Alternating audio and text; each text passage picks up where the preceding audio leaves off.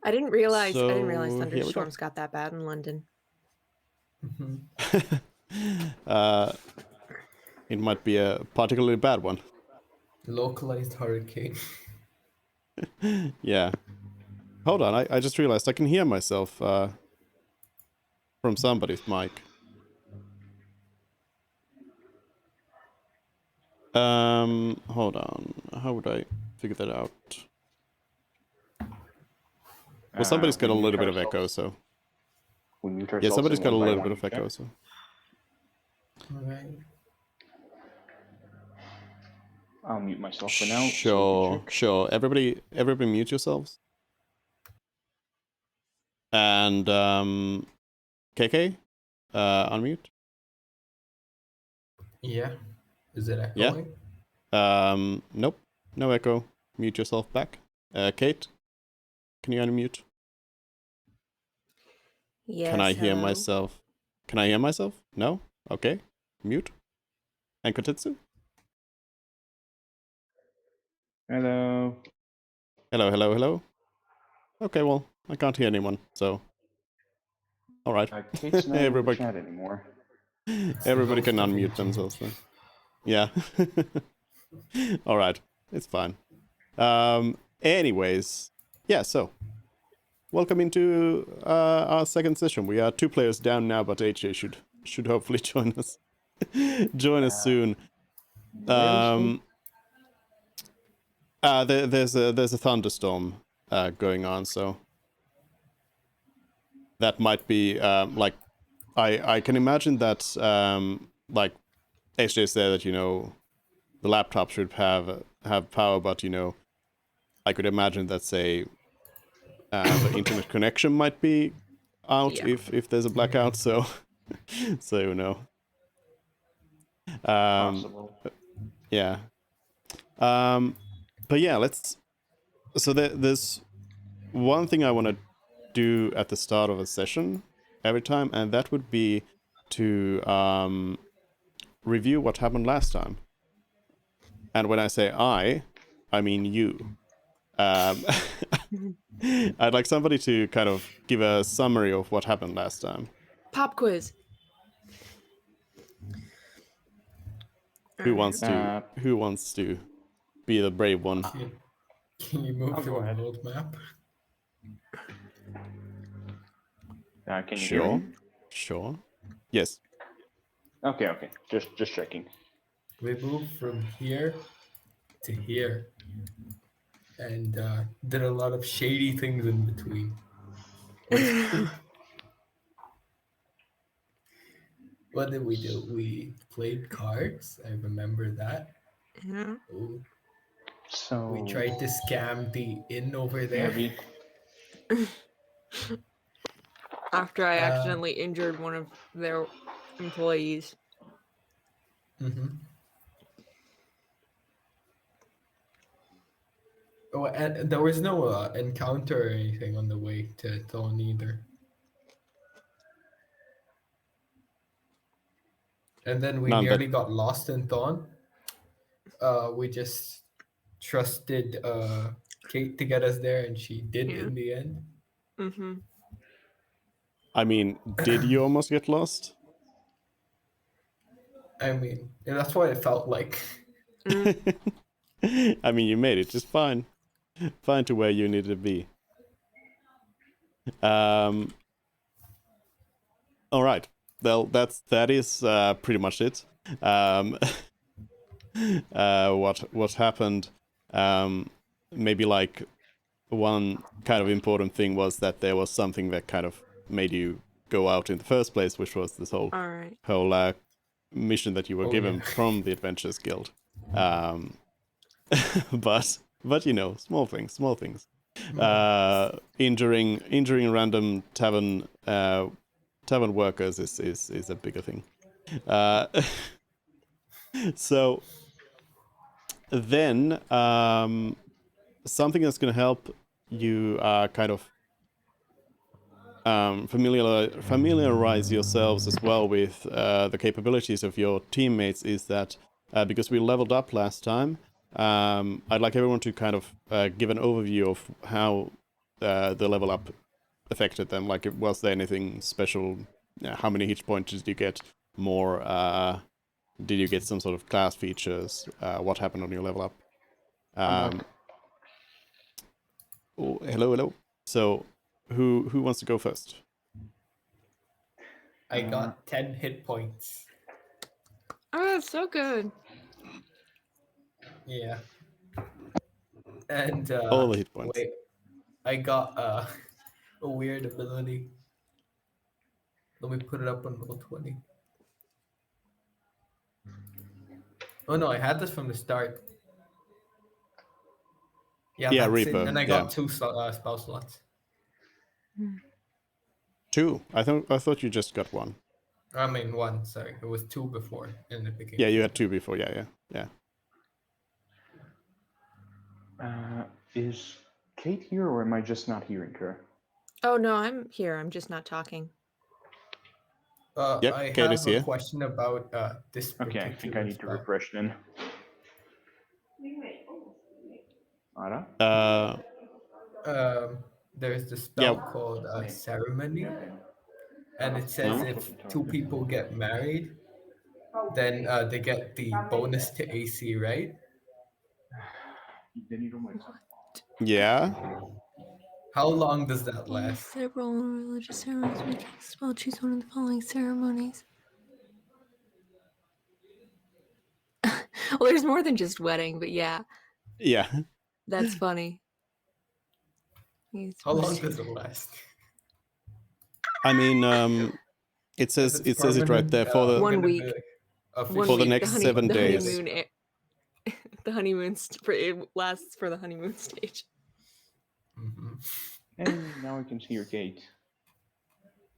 All right, we're gonna get married. We're gonna get a few people married before we meet the big bad evil guy. No. Mm-hmm. Okay. Mm-hmm. All right, but that's Mort. How about then Moen? Yes, Mervin. Cerulean Knight is now got. hosting I the took the stream. average for the hit points. I got a little scared off because I didn't roll great when I first made the character.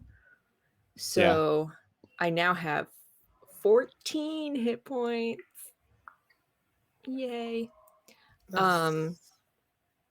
not bad. Middle. And then did I gain anything? I gained the oh, now I can hear the echo. Whose side is it on? Can you still hear it? No, it was definitely my voice echoing, but no, I cannot hear it anymore. All right. Okay. So I got infuse item, and I'll put it in the chat. I sort of like abbreviated a lot. I like shortened it. It's not copy and paste from the book because I had to, because it was really long. So it's kind of like, yeah. Yep. Infusions. And then I don't think I wrote this down, but I think it has to be a tiny item. Oh no, it can't. No, because I can do it to weapons. Never mind. No, it was the other one that has to be tiny. Yeah. It was No, infuse item has specifications for each thing. Yeah. There was one where it's basically make an automatic weapon like make a rifle. There was one that was like, yeah, so basically there's one where it lets you ignore the loading property on a ranged weapon, so it becomes an automatic. But it's not really helpful unless we have someone who can take multiple attacks. So I'll learn that one when the paladin or the barbarian gets those. So yeah, and I mean, if you have Marvin a character or a melee character, is Oh. Marvin? Mervin has a crossbow, and he has both melee weapons and one ranged weapon. Was that your question? Right. No, I just was wondering about how you're gonna play him in combat. That's all. It's a great question. He yeah, no, he'll probably just attack. I do have firebolt though. I did learn firebolt. Firebolt for an artificer would be like just chucking chemicals at. No, there's a separate spell for chemicals. This will be my firebolt. Will be my welder's like flame. Well, welder is very like specified, but I guess we'll just pretend I have a flamethrower. Doesn't it have a massive range, firebolt? What is? Or am I doing this wrong? Firebolt has a range of 120 feet. It's a very big flamethrower. How many feet is a centimeter? Oh, 120 feet 30 is, centimeters, 33-ish centimeters is a foot. So this is roughly 40 meters. 40 meters, 4 meters. Roughly. Yeah.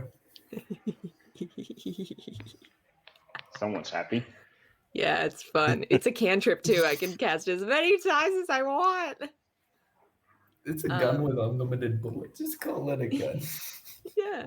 It's like, I mean, it is still a spell. It's still a spell. Yeah, and but we and can like just the pretend. artificer. Yeah, but It's a just flavored spell, to make it clear that the artificer is still a spellcaster, and they are spells being cast, and they are arcane spells. The artificer just kind of controls from a different kind of way than a wizard would, but it's basically just the same as a wizard anyway. Yeah, no, I understand. We can say I have a flamethrower, but I'm still the only one who can use it, and anyone who's like immune to magic or something, they're still immune to it. But we can still say it's a flamethrower. It's just like flavor text, isn't it? The mechanics are gonna remain the same. Yeah.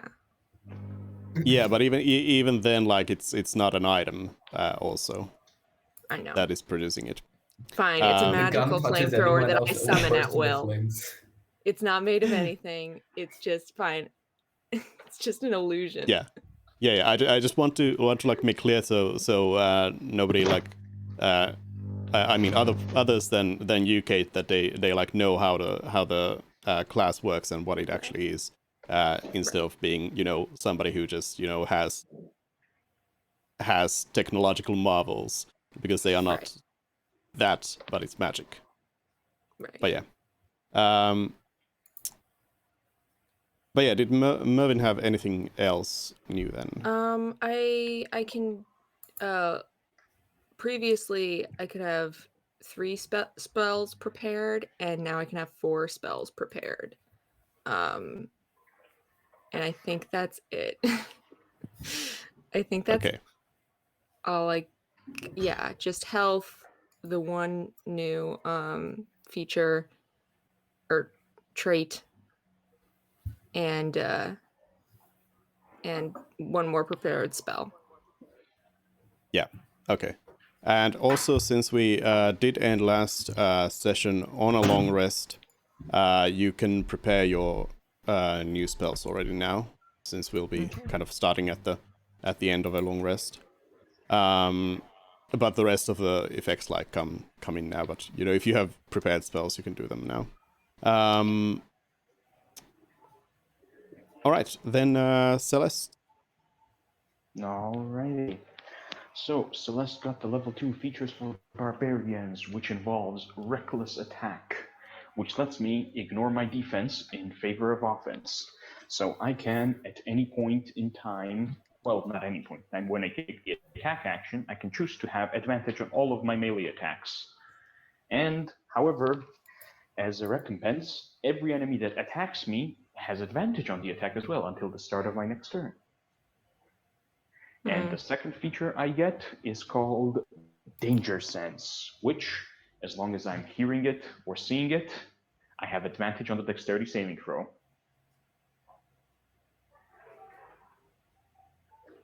And some more HP. Is that modified spider sense? Essentially.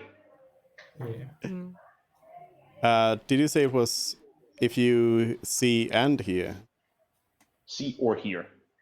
Or Let hear. me double check, just That in is, case. yeah. That is an important distinction. Says the DM planning on deafening the party. I'm already suspicious. Just see, not hear. Wait, I do not have to. I cannot be blinded, deafened, or incapacitated to benefit from this, so I have to hear it as well. Yeah. Okay. Can I go through the infusions I know real quick? I know I put it in the chat, but can I? Okay. First one is I can take someone's focus for spell casting, and I can enhance it to give you a +2 attack rolls. And you ignore half cover if the enemy has it. I can't. Half cover. It's like if they're like ducking behind like a bush, where it's like you can still see them and you can still kind of hit them, but like they've got a slight benefit. I don't know how much. Does it give you boost to AC, or does it just give the attacker disadvantage? What's that? Half cover. Half cover lift gives you +2 AC, yeah. And dexterity saving throws as well. Yeah. And then I've got enhancing a suit of armor, and then there's 2 things you can do with it, maximum 6 times. So you sub your intelligence instead of strength for strength saving throws, or you can avoid being knocked prone once. And that's cool. And then, oh yes, I wanted to do this one for Celeste. I wanted to do returning weapon on her hand axe. Ooh, fancy. Yeah. Yeah, so it's like a boomerang. Yeah. Okay. Much deadlier boomerang, but yeah. Wait, how many infusions do you get? I can hold 2 at a time, and I can only do 1 per day. So if I choose today's to be the returning weapon, then I can't do another until tomorrow or until a long rest. Let's see. I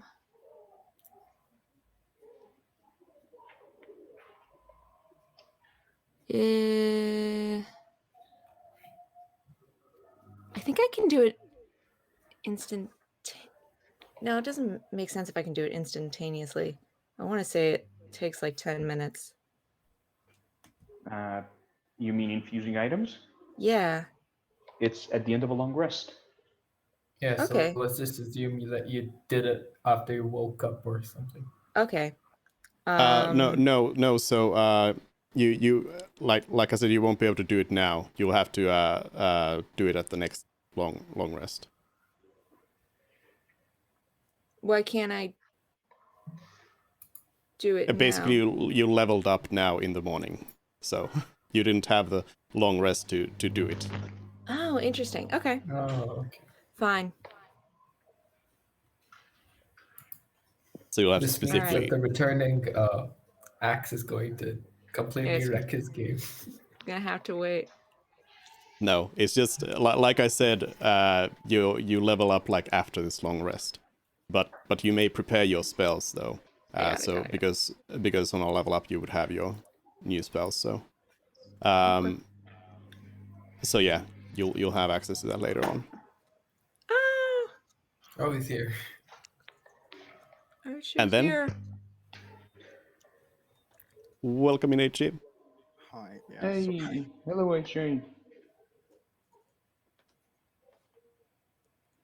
Is it still pouring outside? It's still raining, but it's no longer thundering and no lightning anymore. So that's at least good.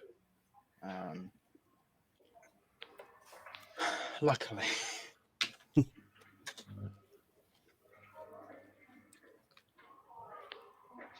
Yep. All right. And Katie, you do have one more. Oh yeah, my infusions. One more I thing. can make a bag of holding. Woo. Well. But not today. not today. Yeah. I mean, you can make a bag of holding. The question is whether it's going to be that useful for you when we have the more lax inventory rules. But yeah, we'll see.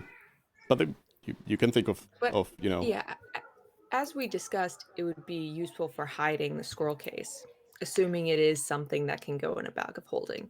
The only, you can't, if it's secretly a bag of holding, it can't go inside the bag of holding. I mean, we'll find out the hard way then. Well, you did tell me that if I tried to cast Identify on it, I would find out that the case itself isn't anything magical, so I don't think it is a bag of holding. Yeah. I mean, you know that there's something in the case, though. Is all I'm saying. But anyways. The thing that rattles inside the case could be a bag of holding. Or the thing in the thing could be a bag of holding. I see. There could be like 5 different layers to it, and then inside of it all is a crumpled bag of holding.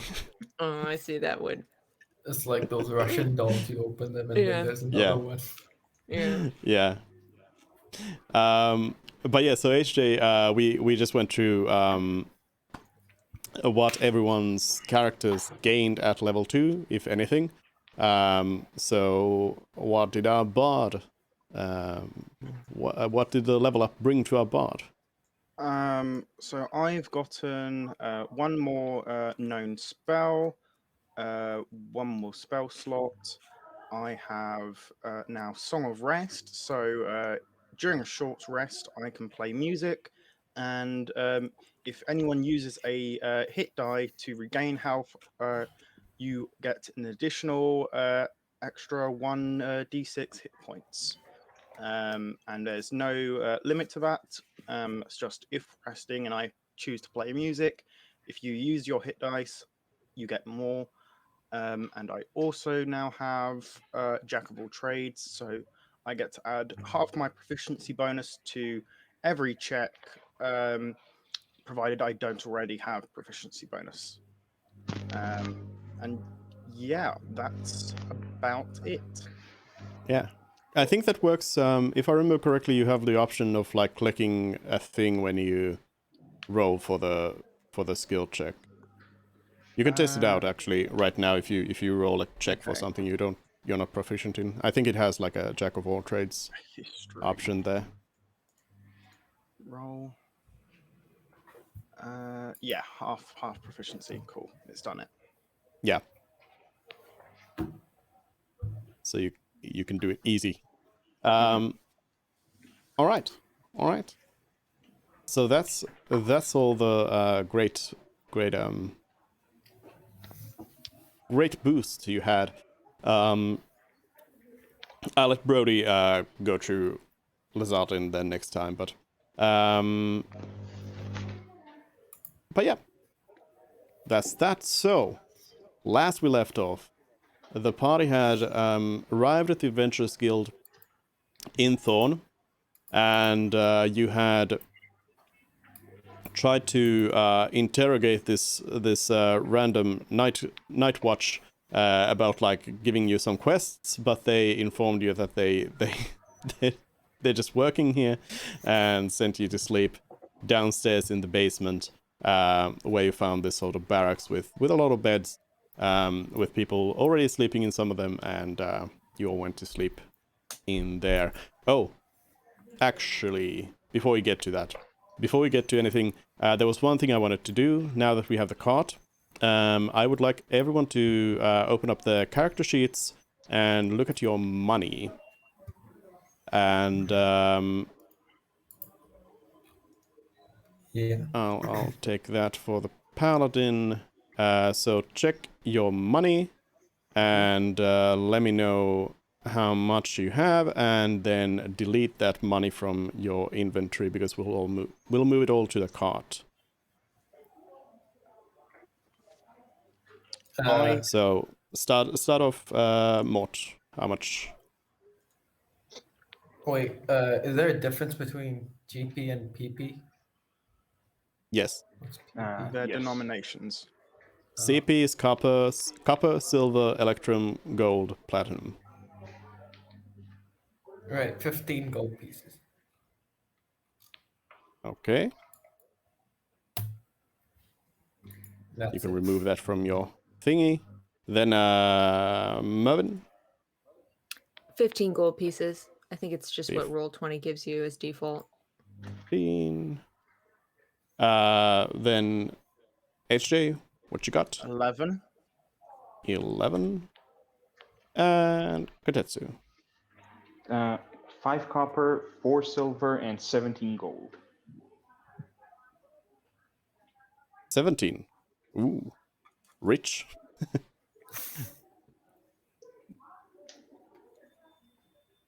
All right. So altogether, 17 or 7? Let me double check something. Give me a second. Yep.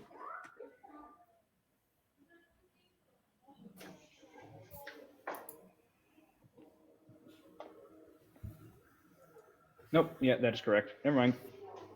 Yep. So altogether you have 63 gold pieces, 4 silver pieces, and 5 copper pieces to your name. And that'll be now on the cart. You can also edit the cart so you can change it around yourselves. Name still undecided. Name. Yes. First of all, okay. Let's talk names then. Mule. Name the mule. Fluffy. No, Fluffy, yeah. Fluffy. Okay. You have Fluffy, and then the adventure company. His name. Now that's a difficult one. Mort's Magical Menagerie.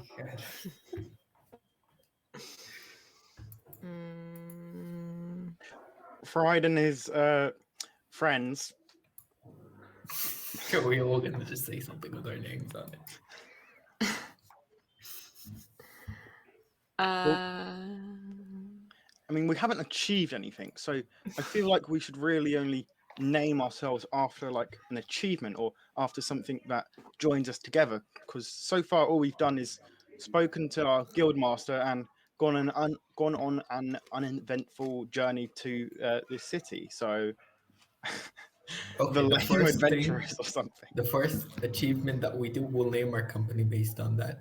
Mm-hmm. Sure. All right. All right. All right. If it's So go no kill name. some rats, we will be the rat killers or something like that. Yeah. No name there yet. Okay. Well, in that case, you wake up well rested in the basement. And as said, for HJ as well, Brody isn't able to join in on today's stream, so or session. So Lazardin will be kind of passively along on the ride. So yeah, you wake up and you will not hopefully you will not interact with your paladin.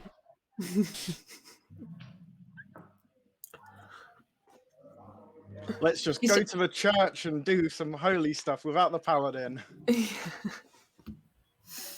perform a wedding. I mean, you're a bard. You're a good stand-in. Get plus 2 days. Yeah, yeah. And I am also a dragonborn, so it's basically the same thing, basically. Yeah. So what right. can we see in the basement as we've woken up? Is it like lit well or? Well, no, it's not. Well, the room you're in is not very well lit because it's a room where people sleep, and there's still some people sleeping around as well. So Is it like early morning or like standard time to wake up? I mean, standard time for you to wake up. Yeah, like Okay. So some people are just sleeping in. Okay. Yeah. But it's like the room is basically just for sleeping. There's nothing much else here. There's like people's stuff lying around and beds and things like that. But this is also just like one room in the basement, so there might be other stuff around as well.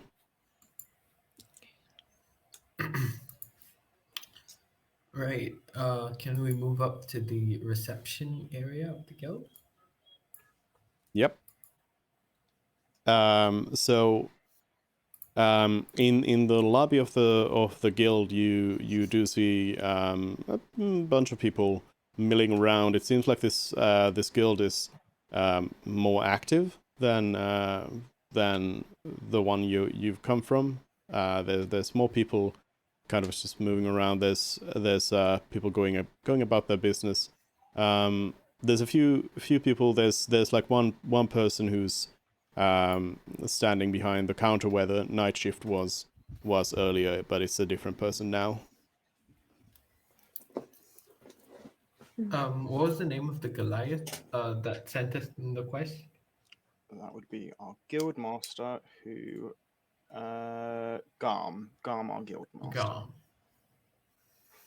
Can we go up to the receptionist there person and tell them that Garm sent us and we're here to help them if they need any assistance? I mean, we wouldn't need to do that. We could just show that we're a chartered adventuring party, and then just ask for any work, really. So we don't really need to mention it's where like we're a seal from. of validity extra. Yeah, but I'm not sure if we want to announce, considering we have a secret mission, I'm not sure we want to announce exactly everything about us, even though we're in friendly company in another adventurers guild. Right. This charter does say where you're from, so it includes this information. Suppose it doesn't really matter that way. That let's just try and use the charter, and just say use the charter because it's different. It has a different effect if we're saying the guild master sent us to, we're just a adventuring party that has come from where we were in Fawn. They might think that we're like surplus and they have too many adventurers over there, so they're just Yeah. sending everybody out. Yeah.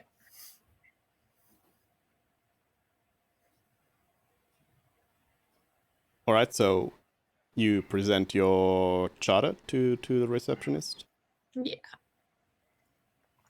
All right.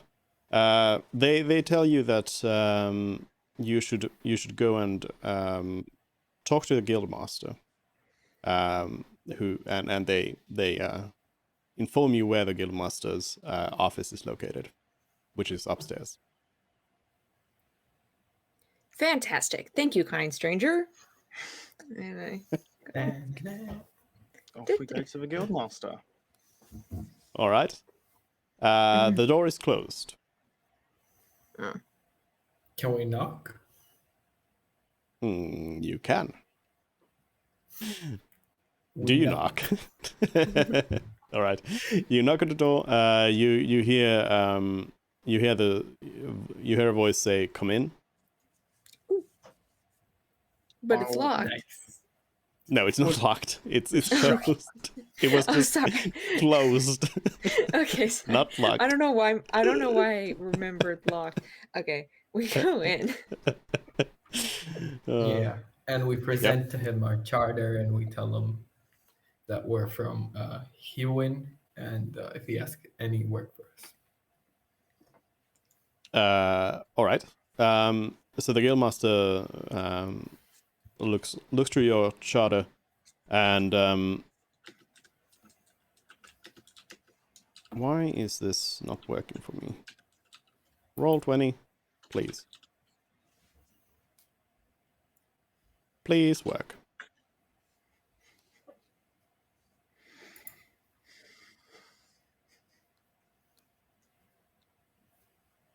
There we go. Yeah. So the guildmaster, who is a human, looks to be kind of slightly older, like 50-ish years old or something like that. Male with a bushy beard, and long hair, and they ask you, what is the quest that you are on? Delivering something to Farn Lawson. And All right. Since we're part of a chartered company, we're authorized to take other quests on the way, and that's what we came here to do. Yes, I know the rules of the guild, of course. You have come at a quite opportune time, since we have a lot of jobs that need to be doing right now, and honestly, even though we have a lot of people working for us, it seems like there's never enough. So we do have a few odd jobs that we could hope that you could help us with. Great. As we're new here, could you tell us a bit about the surroundings and how this town works, and we can then more easily fulfill some of your requests? So I think it would be very advantageous. Certainly, I would suggest that you would go down to the guild library downstairs, and you would ask for a map of the city, and maybe they can also tell you a little bit about some particular areas. Yeah, that's what they say. Okay, and what kind of activities would you have us doing? What needs to be done? Well, to start things off, there's a few things. First of all, the Platinum Cater had asked the servants of Bahamut, of course. They asked for some aid at the headquarters in the western part of the city, but they did also say that they would not be that you would not be able to go there just today, but soon soon after, so don't go there just today, but later on. In addition, the ambassador from the Empire Colton, who is residing on the Pride, the ship at the harbor, has asked for an adventuring company to work on some sort of delivery. And lastly, probably the most pressing of these matters is that the local theater has informed the city guard that there might be some sort of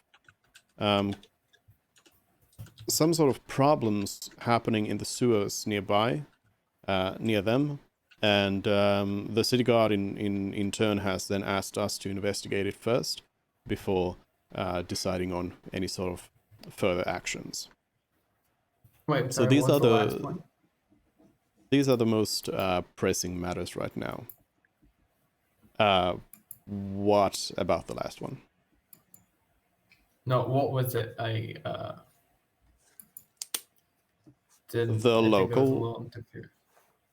the local theater has informed the city guard that there's some trouble in the sewers nearby, and the city guard has asked the Adventurers Guild to investigate. All right. Can we thank him for his time and move out? No. No, Celeste asked for his name. Oh, sorry. Celeste asked for... Wait. Kotetsu? The guild Did you say master's something? name. Yeah. Hold on. Is Is Kotetsu Kotetsu here? saying something? I can't hear Kotetsu. Can you not hear the yes, yes, I am? No. Dupe. Okay. That's an issue. Uh, That would explain a lot of things. There we go. Now I can hear Kotetsu. Hey, what was the issue? Wait, for me, it shows that there are 4 people in the meeting. You'll have to refresh. You'll have to refresh. All right. Yeah. So sorry, Kotetsu. No worries. Yes. The guildmaster's name is gone. This one. No, sorry, Ashen. So, yeah. No, can they both be my- named Garm, please? They only hire people called Garm. Did you say Ashen? Sorry. Ashen. Yes. ASHAN. Ashen. Okay. Cool. Wait, can you guys hear Kotetsu at all? Or- I don't think he's speaking at the moment. I'm not speaking at the moment. Yep. No, Okay. I can hear him. I can't. Oh, no. Did you refresh your Yeah. your page? Wait 1 second. Hello, IT. Have you tried turning it off and on again?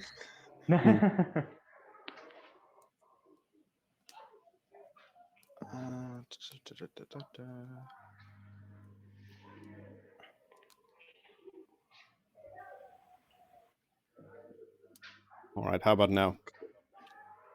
Hello. Did you hear the hello? No. Try saying something again. Maybe you just missed it. Hello, hello, hello. Did that come across or no? Great. How did this happen? Yeah, you were hearing Back to Kotetsu Discord, earlier, though. please. Wait. Did you say something Kotetsu? Just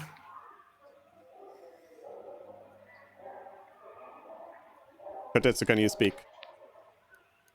I am speaking right now. Yep, we can all hear it, except for KK. I can't.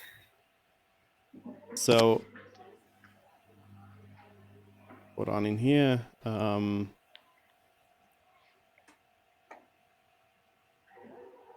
mean, you have so when you have the page open, you can see five screens, right? Yeah, 1 second.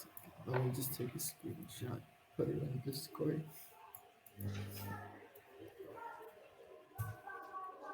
This is what I can see.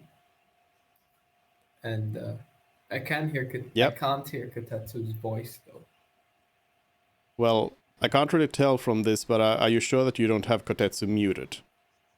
Because the mute button is right there underneath the other settings. Yeah. Okay, I tried refreshing myself. Okay, yeah, I can hear him now. Okay. Beautiful. Yeah, so you had just muted Kotetsu. No, I refreshed my page. Yeah, that removes the mute as well. I'm pretty sure. I was not muted. No, not you, but KK had you muted. Yeah. Okay. Anyways, returning to the matter at hand.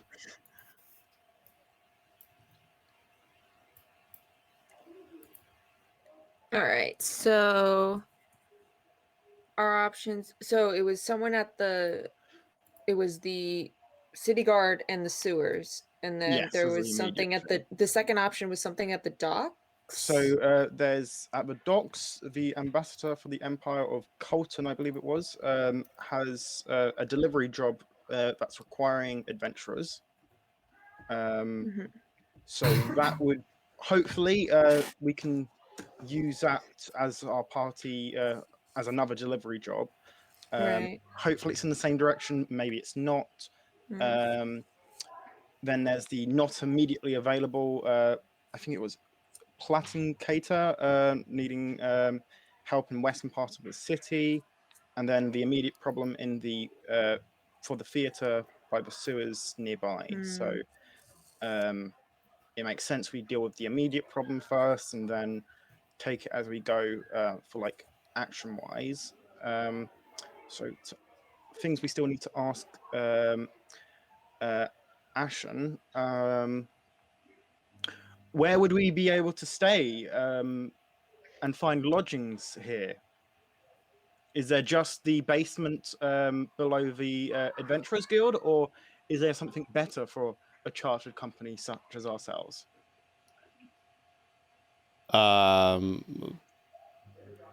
Isn't there an inn? You have all the same same amenities as every other company, but but I mean, yes, you can stay at different lodgings in the city. You can try to find someone in the noble district who is willing to take you in and host you if you are looking for some more luxurious place to sleep in. For an example. Let's go scam some rich dude. Oh. Yeah, let's do that. I want to do that. What we could do is stage an attack on a noble and protect him. Oh, that's great. I like that. Why though? And What do we Yeah. gain? to gain him as our patron. I feel like there's. But if he does a little easier bit of ways digging to get around, help. we're screwed. Exactly, and somebody's Rather- bound to do that. Rather than causing trouble, we could just do beneficial things and then gain the rewards from that. Yep. Much hard work. More work than coming up with an elaborate scheme to cause problems, which makes us the antagonists as far as the other NPCs are concerned. But then we and- have control over the problem and the solution. Yeah, We don't have as much control Is as it you might worth think. it though? yeah. It's I not mean, worth it. we were meant to be a good/neutral party starting off, so I mean, It's not I like see this as totally neutral. Yeah, but yeah. Yeah. I think we start with just thanking Ashen and heading to the theatre to ask, well, after going to the library, and just find out more information, because we can play it by ear once we have more information, because that's the key thing we're lacking about this city at the moment, in my opinion. Any Right, we should- objections? Yeah, we should get a map and not just rely on my wonderful sense of direction. Yeah.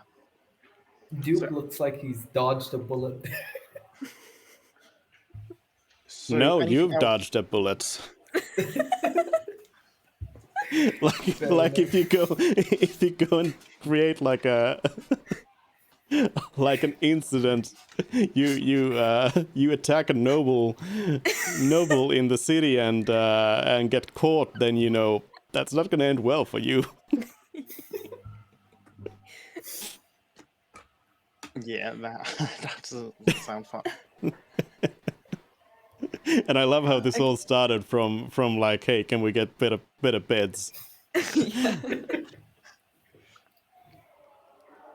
Where in the town can we find a sugar daddy? So shall we Alright. continue and go to the library? Yeah, why not? Okay, thank the guild master for his time, and let's head to the guild master to the library. All right. In the library, the librarian there just hands you over a copy of the city map. Basically, we can assume it's pretty much the same as your map here in Roll20. Yeah, pretty much. Okay. Is there anything else you wanted to do at the library? Well, they know stuff, so whilst here, history of the sewers. I'll ask for a book on that. Freed, History? Yes. could you also inquire about the layout of the sewers, just in case they might have a copy here? Yes, good idea. So I'm going to ask the librarian if there's any books or leaflets or any information about the sewers, both in history of like its creation and like the layout, and just anything I can get my hands on in regards to the sewers. So they don't actually have anything here at the Adventurers Guild. They don't have any sort of like municipal maps about sewer systems or anything. And they don't have history books on the sewers either. So they don't really have anything relevant to that. If the city guard does not have a map of the sewers, we should go to like the city planner's office or something like that. Because I'm Yes. sure there has to be Order of operations. Blueprints what should we somewhere. do first? Yeah, because we don't want to go on a massively long detour just to find out the map. If it's going to be something, say, one goblin causing an issue, but it could at the same time be 500 goblins in the thing, in which case we definitely want to know multiple entry points and exit Yeah. points. So I think because we didn't get anything too great here, we go to the theatre because that's close, and they're the ones who said that there's a problem, and ask them about the problem, and then we can ask for more. We can find out more information about the sewers if we think it's necessary. Wait, Yay or if there nay? is no map of the sewers, then we can make one and charge them for it. Potentially, but that's going to be very smelly, and my character is not going to want to be chartering the sewers. So I'm just going to let you know that ahead. Financial. Also, that may require proficiency in cartographer supplies. Oh. Oh yeah. And also probably time. Yeah, quite a lot of time. That's one of the main things, because it is a big city. If you like, so and we don't know how complex the sewers are. So mapping it ourselves probably is not the best use of our time. I mean, in a past life, I was murdered by goblins, so I would like to be as well prepared as possible. It's not necessarily goblins. I just threw that out there. I only have to like decide In a when we're gonna past life. stop asking for the map, because we might end up going higher and higher up the food chain until we meet the king. Right, King. Do you have the map? No, I think the city guard who's giving the quest or the local theater, and then I would like to try like a city planner's office, and then after that, Yeah. done. Okay. So we're going to the theatre now. I Any think so. objections? Yeah, why not? Yeah. Here. Cool. So that's what we'll do. DM. All right. You're at the theater, so you saw this building already when you were stumbling through the city in the dark, and it is your run-of-the-mill medieval theater as we all know them. It's a fairly small place. It's got like one big stage in it, but it looks quite elaborate on the outside though. Is there like a receptionist area? That is my go-to. Is there an exasperated looking director? I mean, there is a reception kind of area, and like stuff you would assume would be in like the lobby of a theater, but there aren't really any workers there currently, like because there's no show going on right now, so nothing in the lobby or right outside there. So we can't see any staff whatsoever regarding the theatre. Well, not right at the door, no. Yeah. Okay. Then let's Go in. try the door. Yeah, it's open. Yeah, Okay. forgot to say that. Yeah, so like on the outside or the very inside of the door in the lobby area, you don't see anyone. Okay. Should we explore? Or should we call out people? Oh no, we should just go in. I think we should ask. We don't know this place that well. Ask whom though? I mean, anyone? Just ask around who we should turn to, even if it's not a worker. I mean, what's the worst that could happen? Yeah, so inside the theater in the lobby you see nobody, but you could ask somebody outside on the street who's just like passing by, if you want. Are there any doors in the lobby? Yeah. There's a big door which you assume leads to the stage, and then there's a few doors to the sides, to wherever. Do any of them have signs saying staff only? No. Do any of them have signs saying toilets? And no. Always a plan to wait until somebody needs a wee break. I'm going to call out. Hello, we're from the Adventuring Guild. Is anyone there? All right. You hear a voice from the the like stage area saying, "Hello, I'm here." Okay. I'll go towards the voice. I'll follow. All right. Yep. You open up the door to the stage, which is again like a pretty big stage, but still fairly modest. I mean, you haven't seen anything better than this, of course, but it wouldn't be like the greatest theater in the world or anything. But there on the stage you see a lone elf standing there, wearing some sort of a little bit fancier clothing for some sort of theater play or something like that. And they beckon you to come over to the stage with them. Okay.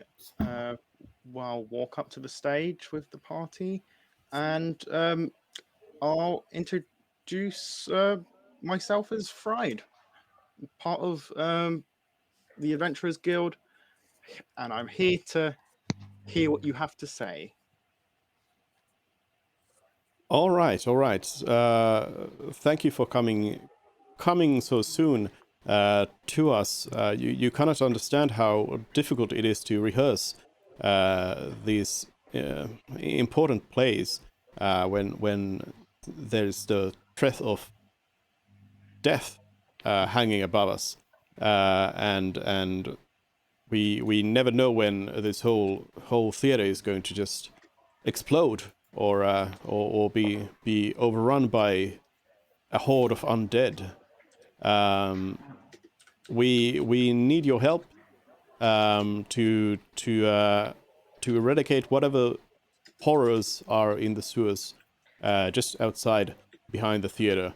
There is an entrance to the sewers, and we have some of the actors have noticed that there's been some weird noises coming out of there. What kind of noises? Why do you feel that you might explode? I have never heard the noises myself, but as far as I hear from my fellow actors, they seem to be some sort of infernal gurgling noises, or perhaps the voices of tortured souls. And who knows what kind of demonic beings live down there and are poised to attack this place of high culture. Has Do you anyone have any actually other gotten hurt? specifics? Sorry. Yeah, no, you go first. What do you say? Has anyone actually gotten hurt? Well, yes. Ilwin tripped over a piece of hold on, I'm blanking on the word. The stuff on stage, like stage walls and stuff. Sets? Yeah, props, sets. Yeah. Yeah. Over one of the sets, and fell down and hurt her wrist. It happened just last night. We're talking about injuries that are related to the infernal noises you have in the booth. Well, who knows? Perhaps it was a curse cast by some sort of necromancer. Uh-huh. Now, sorry, actor, I didn't catch your name. Would you My share? name? Yeah. I thought you would recognize me. I am, of course, Arden, the famed actor. We're from out of town. But you seem very, very talented. Thank you. I know. Okay. Oh, Has anyone seen anything come out of the sewers? No, the grate is closed, and we do not usually spend much time there. So no, I don't think anyone has seen anything come out yet. Could you point us in the direction of someone who did report these noises? Well, I do believe Ilwin is one of the people who has heard something there. Yes. Great. Ilwin is currently, I do believe, at home though, outside of the city, near the farms. Should we go talk to Ilwin? Do you think it's worth it? I think she'll just repeat whatever you said. Yeah, but then maybe we could hear a night. Oh, I guess if we go down and look at the sewer, we'll hear what the noises sound like. Yeah, if we have a quick look, just to see if there's anything very obvious, like big footprints or scorch marks, I don't know, to get more of an idea. Yeah, before we go get the map. Yeah.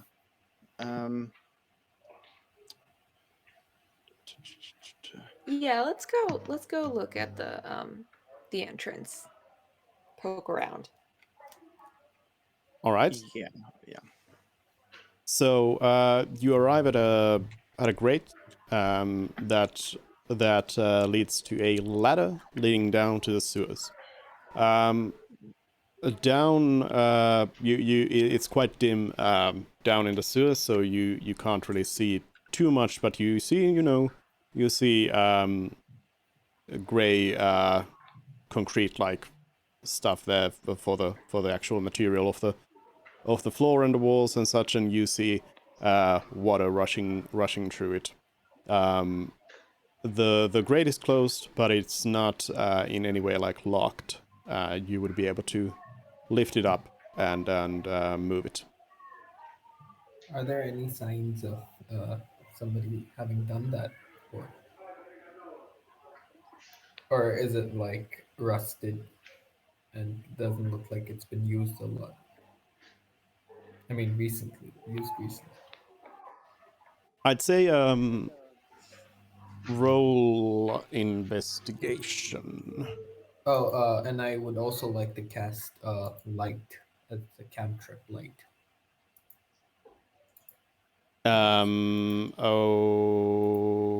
Okay. I mean, it's like how. Hold on. What are you lighting? Because everything around you is quite well lit. Oh, I thought it was a bit dim. Never mind. No, I mean, yeah, okay. I mean, anything you can see down in the sewers, you can see just fine. You don't need a light, but just like it's a little bit dimmer, of course, because it's not in direct sunlight as you are. So what roll did I have to roll?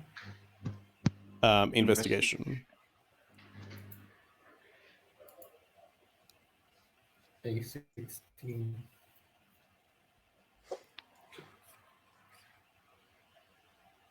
16. Okay.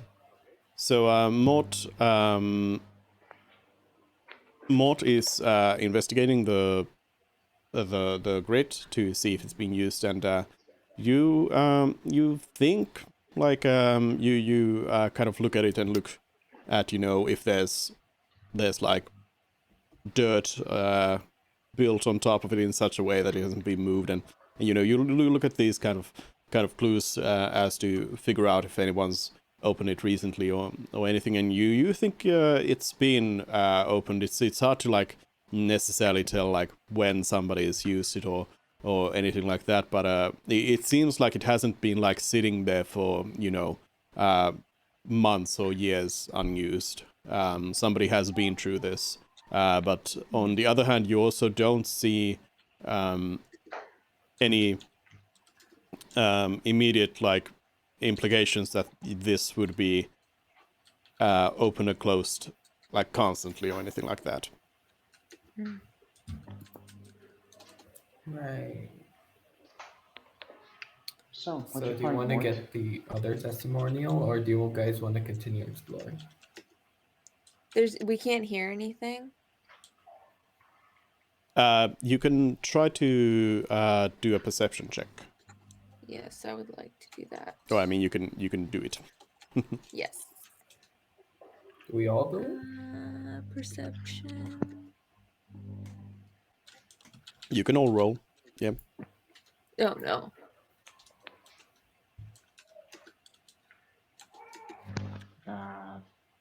I'm gonna say that Celeste is just looking around at the moment. She's not trying to listen. Yeah. I'll have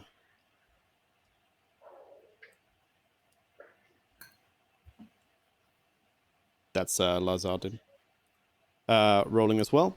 All right. So Mort, who is already kind of close to the grate, investigating it with a close eye, also puts a close ear to the grate, and you hear the sound of water flowing, as you would assume in the sewer. You hear some like some sort of movement in there. You hear like some small like skittering noise, but you can't really like determine exactly what it would be. But it sounds like there's maybe some kind of animal down there or something. If there's some kind of small creature down there, do you guys think we should return with poison? Maybe that would be easier. I think that's a bit too much work. Let's just get down there and take care of it. So do you guys want to go back and ask Owen for the first-hand account? Or do you guys want to proceed into the dungeon? I mean, I vote we proceed. Yeah, I'll say proceed as well. let's move inside then. All right. I still want to go get a map, but I'm outvoted, so we'll go. We'll go down. We don't need to go far. If we can also definitely keep track of where we are through certain means.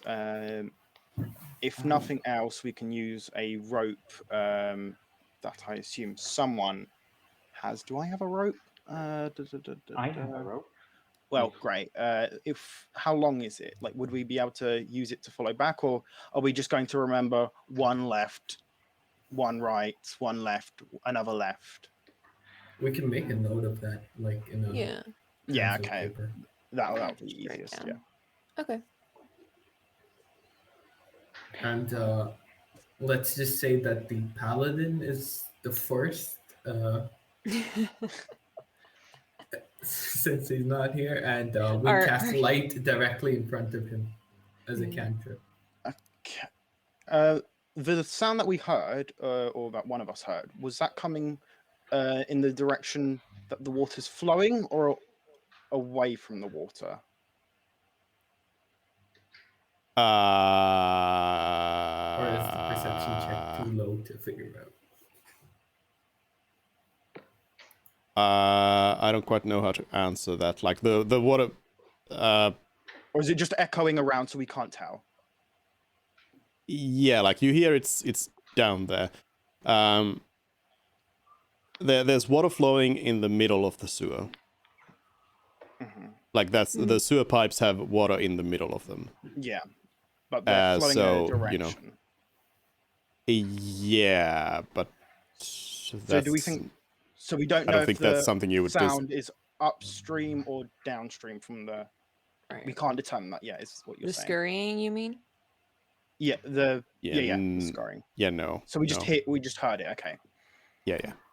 All right, but anyways, you go down. That's the plan, right? Yeah. Okay. In that case, oh, hold on. Okay, yeah. Before anyone does anything else, you just go down the ladder, and right now, I would ask everyone to not move their tokens around, as we move into not combat, but a situation where we use dynamic light. So we will have like movement in turns. So you climb down into the sewers, and now you have a bit more of a visual idea of how it looks like. And you can also see now very clearly, like the sewers themselves, they are a little bit dim, but they're not. It's not dim light for gameplay purposes. So you are in bright light, so don't worry about that. But yeah, it's a little bit dimmer than what was up there, and it takes a moment for you to kind of adjust to the lighting conditions here. But you can see right south of you. You can see two giant rats that are looking at you, and as you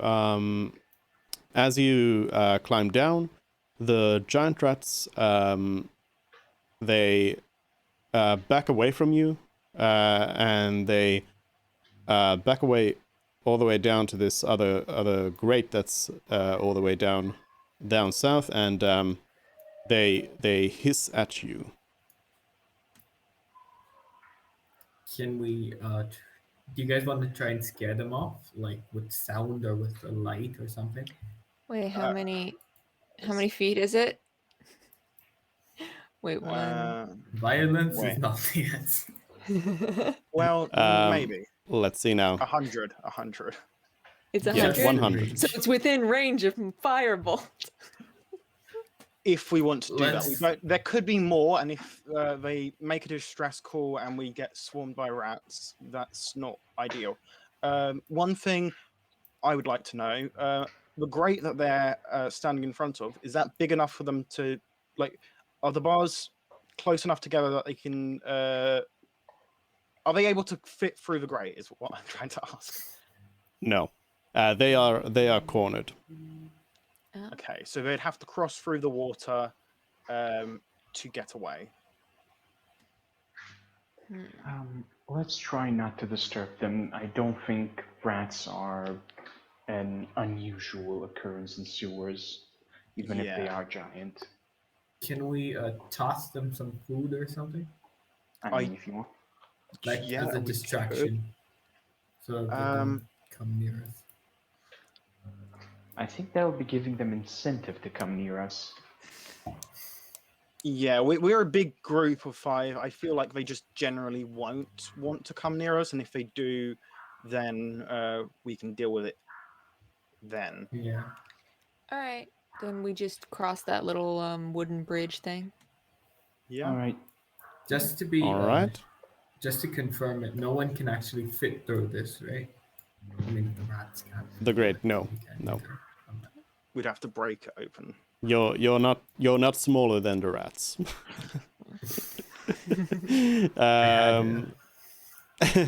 All right.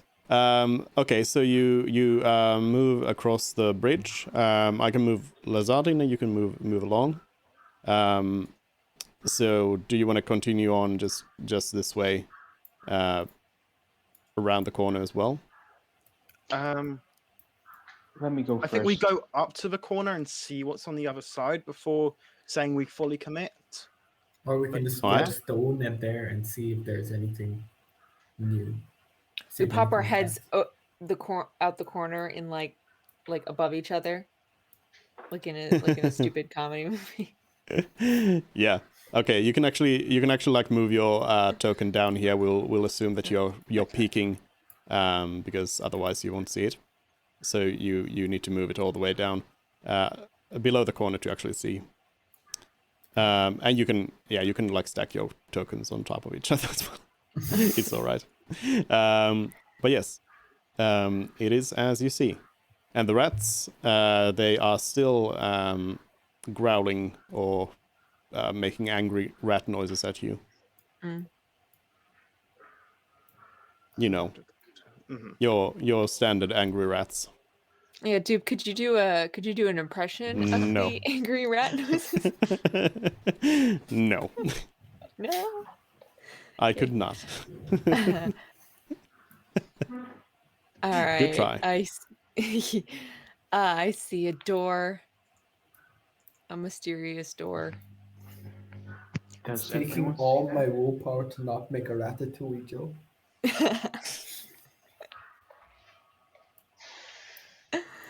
Does But yes, everyone you can that see- door?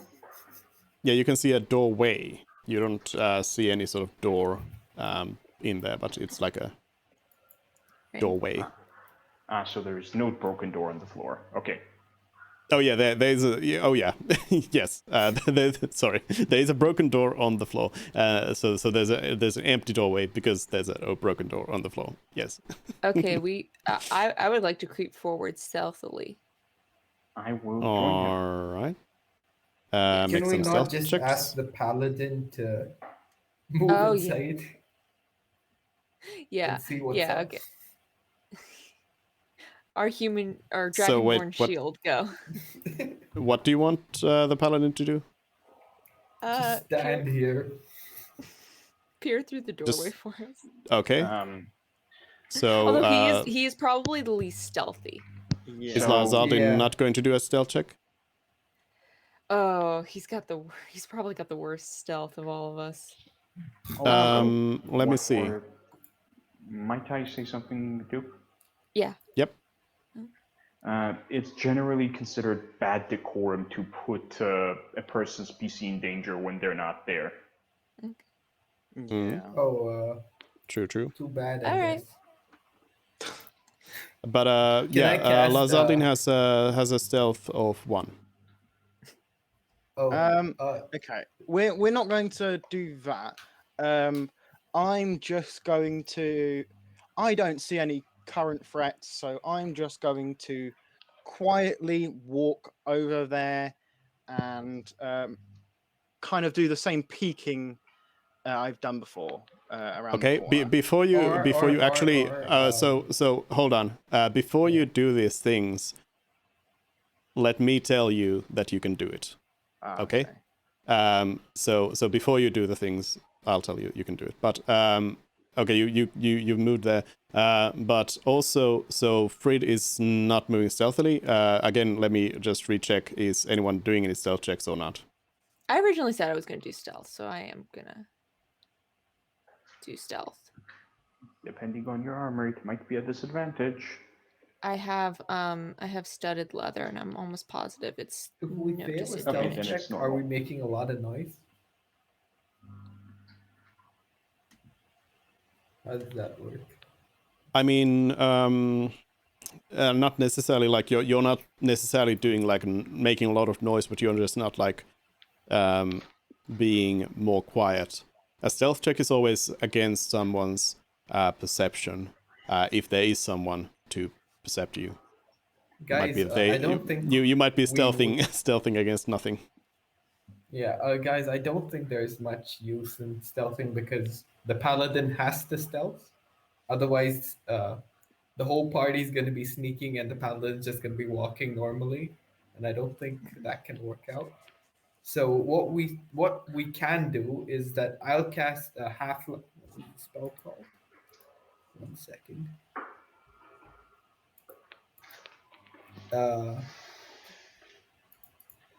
False life on him, and we'll send him out False to. life is self only.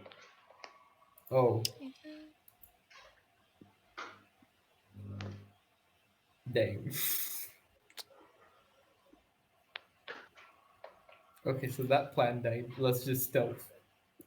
All right. But also, KK, so Lazarding can use stealth just like anyone else, and has He a just sucks at +1 it. to it. I mean, not Oh. necessarily. I don't think. I'm pretty sure there's others who also aren't very good at it. So it's not that the paladin is like particularly bad. Right, but wouldn't he roll a disadvantage? Because doesn't he have like the chunkiest armor? Probably. Let me check. But even disadvantage doesn't mean you're necessarily like wrong or bad at it. You might still roll just You have fine. to roll 2 good ones to get anything.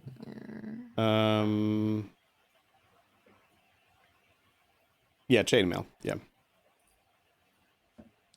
Also, Mork, depending on what armor you are, you also might have disadvantage. No, I specifically picked light armor for stealth purposes. Fair enough.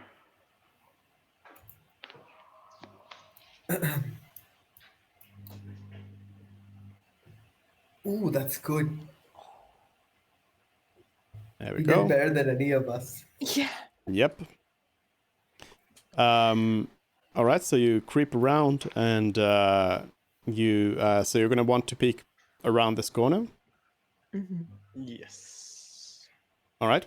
You can move into the light here, and you can see a. Why is there a darkness there? Hold I on. thought that was like the shadow realm. Wait a second. That's not supposed to be there. Oh. Hello? Is it this one? Nope. No. Don't move that. I need to like find on what layer is this thing. No, it shouldn't be. Wait. Sorry. There we go. Yes. Okay. Yeah, there is no magical darkness in the corridor or anything. That was just left in there. Is this a Okay. torch? Yeah. There's a torch there. that is lit, and it has been kind of recently lit as well. And at the end of the hallway, you can see a pair of doors. The doors are pretty heavy duty. They seem to be quite like tight, that there's no big holes above or below or anything. So they seem to just be kind of like pretty solid pair of doors there at the end. Are there any tracks or any kind of mud near the base of any of the two doors, or any of them? Does it look like anyone's been there? You would have to get closer to it to investigate that if you want to do where's that. the door? At the end of the Here. hallway. Yeah. I say we should probably check for traps in a Yes. in a hallway like this. It kind of Mm-mm. Can we, screams danger. Can we just like throw stones at the and see what happens? You can. You guys want to do that? Yeah. I mean, sure. I was gonna say just make a. We try and just look first if we see any traps or anything out of the ordinary in the tunnel. All right. Perception let's checks, try that first. then rocks. Yeah, if we're allowed to. Do Okay. that. Perception checks. Is that a go on doing the perception checks? Yeah, you can do them. There's Lazada. Oh, Ooh. Ooh. Frid pulls out a magical spyglass and checks around. So there are no traps that you can detect. okay. Then, rather confidently, I would like to walk up just before the doors. All right. You may do that. Okay.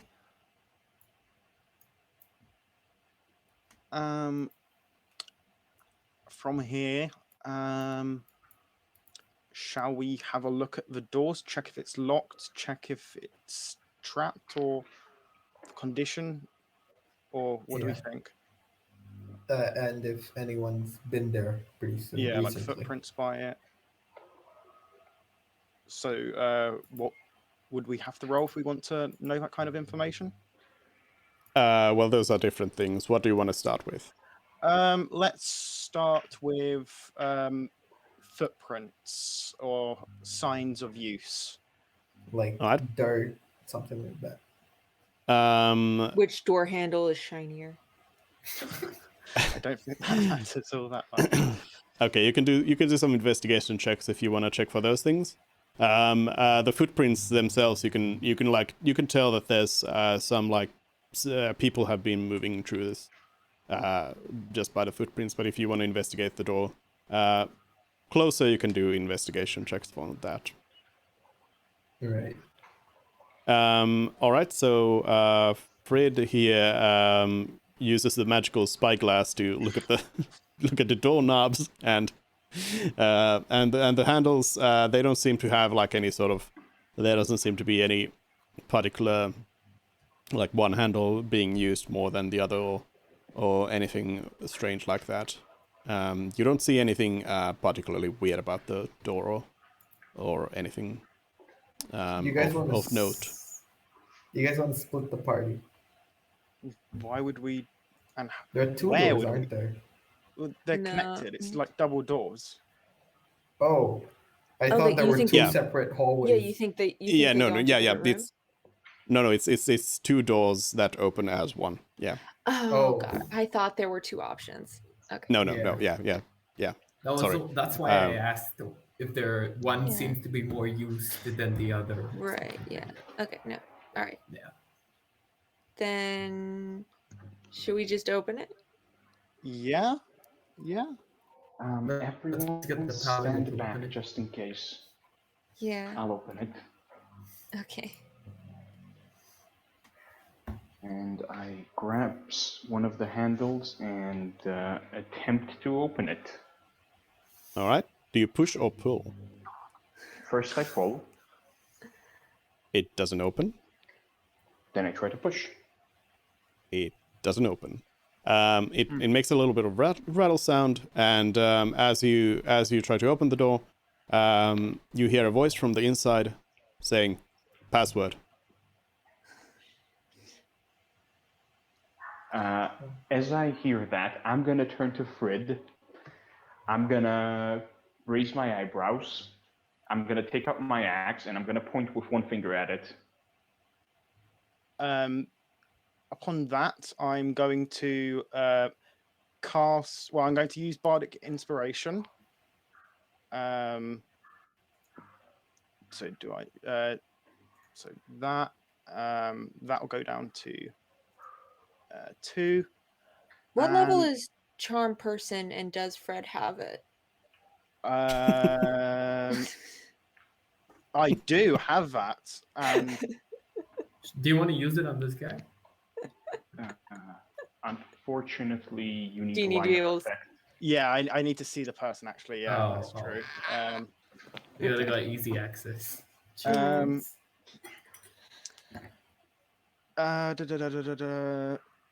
Wait, heroism, does that help?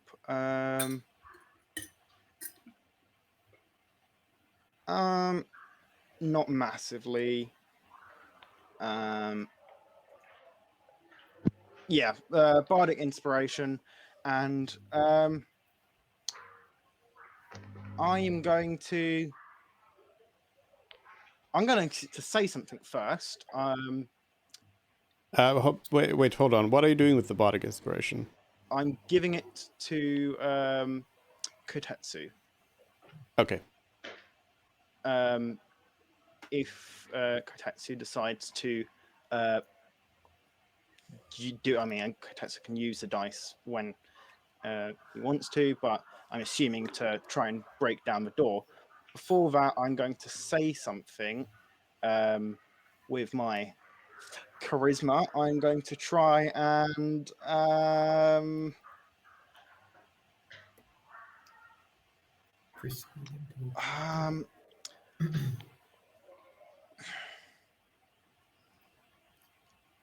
Oh, what's about to happen? You could take. I don't know whether to lie or to try and intimidate.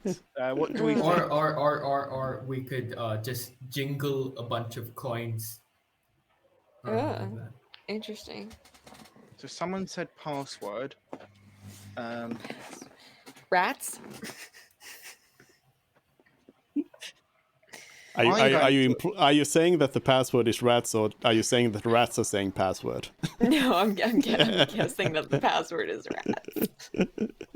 I'm going to say, all hail the Rat King. Since when? Oh.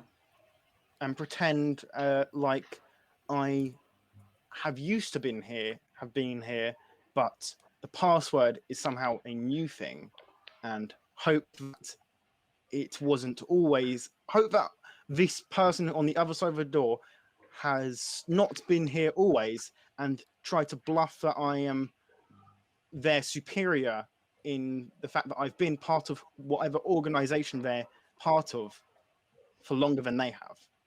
You're trying to gaslight the guard. I guess. All right. Well, give me a deception roll then.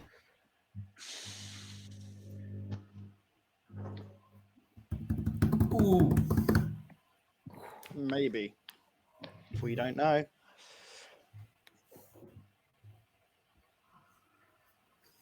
The voice on the other side hesitates for a while, and then replies to you, clearly like a little bit like unsure of themselves, and says just like, I don't know. Then following on from that, you must be relatively new here. Open the door and let me speak to the boss. Boss says password only.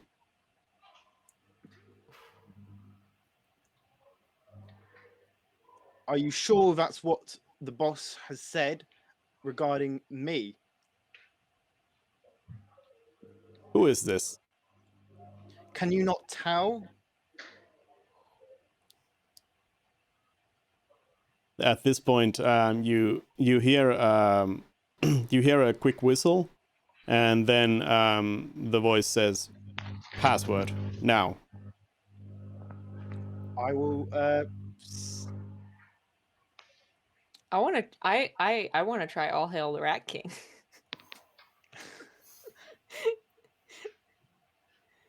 We have to we don't really have a plan here now, do we?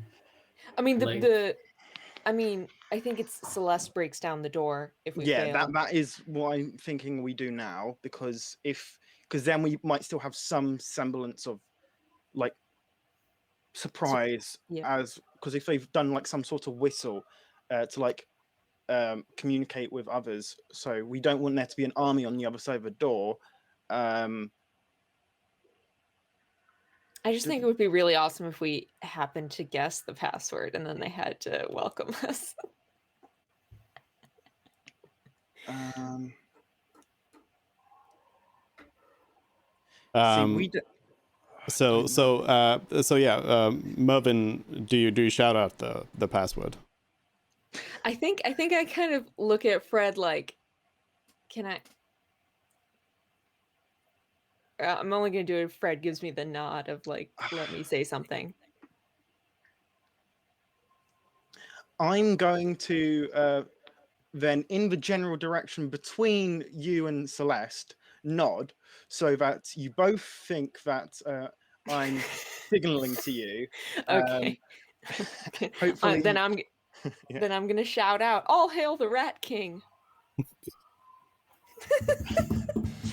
And then I assume Celeste is going to try and attack the door at the same time, basically.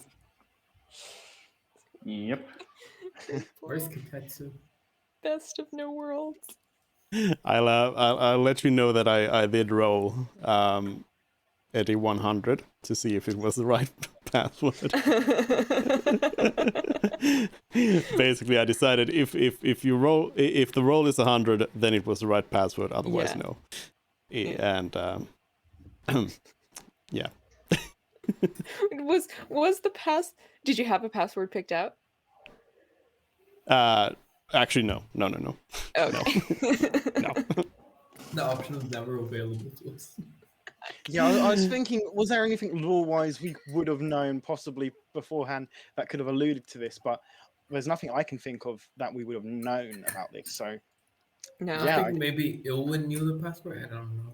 No, I think Nah. unless she said something about the noises that would have made us like immediately recognize what kind of creature was down there, Yeah, but I don't think. there wasn't this is even clearly a path. person on the other side of the door, as we've been Yeah. told. So it's very different from hearing sounds in the sewer to there's a person Yeah. with a mysterious locked door saying password. So Yeah. I don't think we would have. Or gotten we too much could more just help. say there have been a lot of complaints about you guys open up. All right. Little sewer party has to end now. So yeah, I think Kotetsu's going to smash the door. No. Well, if I was given the signal, then Where's yes. Katetsu? All right. Okay. Yep. Just do an attack roll, and I'm gonna do it recklessly. recklessly. And at this point, then, I would like everyone to roll initiative. This attack's going to be before the initiative.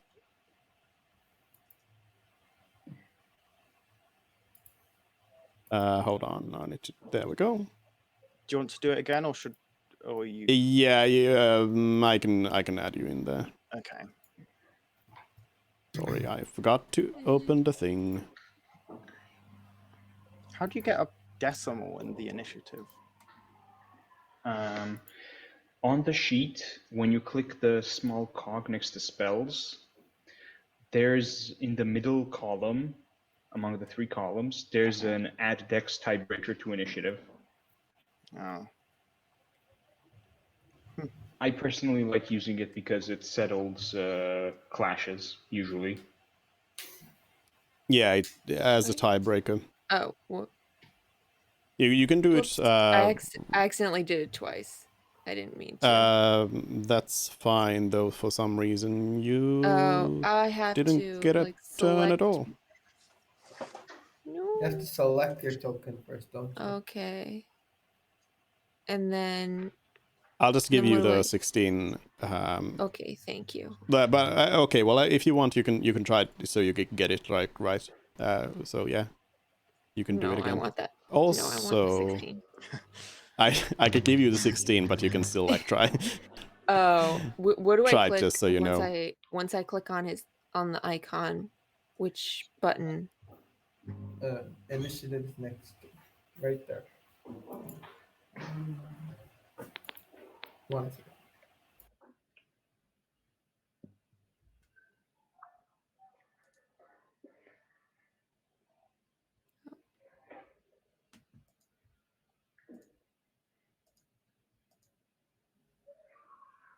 What's the red, green, and blue thing? I think red is initiative, blue is nothing, unless it should be something, and green is health. No, Nope. Oh no, Red is no. red is health. AC. yeah. Red is health.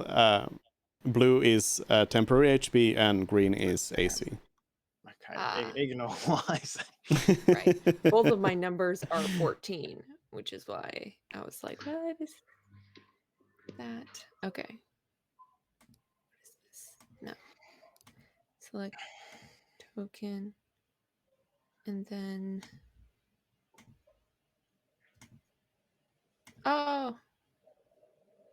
Can you change it to, I'm changing it to 16 because that's what I rolled. Yes. All right. Is that everyone? Yes. Everybody's here. All the people. Okay. And then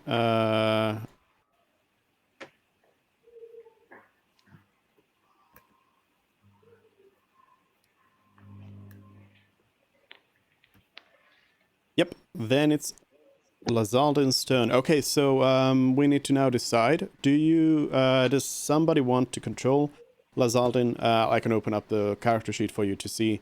Or do you want me to just kind of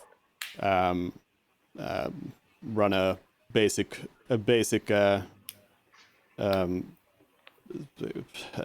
dumb paladin goes in and slashes things kind of play? Rather someone takes him over than dumb paladin running in to have a better chance of him not killing himself. It's just not Lars. It's just not what he would do. No, and it would make more sense for us to control him rather than you controlling even more things. We direct him, yeah. Okay. Considering Kotetsu has a lot of experience and knowledge, would you like to do it, or? I don't mind. Because I feel like you have experience, so you'd be able to quickly do both. Sure thing. I don't mind. Wait, is Kotetsu on the call? I mean, Yeah. I haven't heard him in 5 Have you muted him again? No. Or like Kotetsu accidentally? Wait, Kotetsu, can you refresh your page? I already did a while ago. Did you hear that or no? He So, already did a KK, while ago. What you can do, KK, is you can, for example, you can resize your browser window so that it's smaller, for example, so that the controls at the bottom don't overlap with the UI for the volume, and you can check whether Kotetsu is muted or not, like that. It's not, he's not even in the call from what I can gather. Okay, then you probably need to refresh quickly. Yeah. I don't know why it's happening only to him and not for everybody else. It's fine. We'll try to figure it out.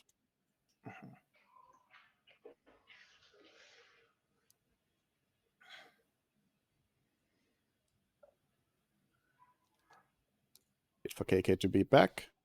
But yeah, so let me give you Kotetsu, I'll give you the edit Can I rights say to. something?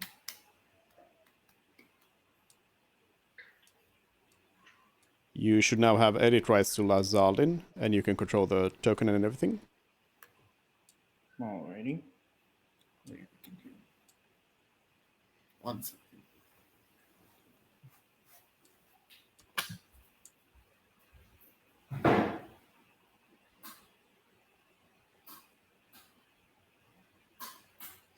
Yeah, while we do this, I'm just gonna go grab something real quick. Yep.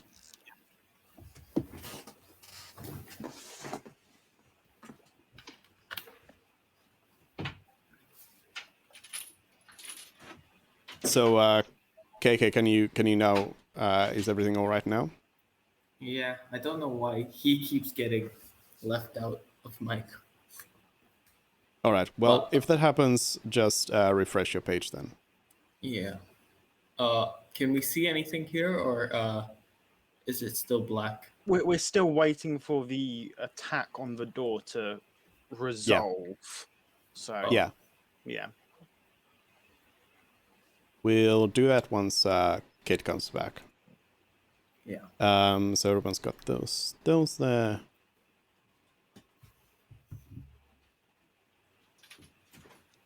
Now, one thing we should say before we do actually attack is: are we planning on killing people, No, or no, are no. we planning on incapacitating people? These guys are just probably like delinquent-esque people who are just making noise down there. I don't think they're actually malicious. So I think we should just try not to kill. Or I mean, unless I agree with not killing them, but I do think there's something more serious than delinquents, considering they have a sturdy door in a sewer with a password and a organized boss. So I definitely say assumed- don't kill them, but also be prepared because they might have some tricks, and I feel like they might be a bit more than delinquents. Also, I don't might. remember if we discussed this, but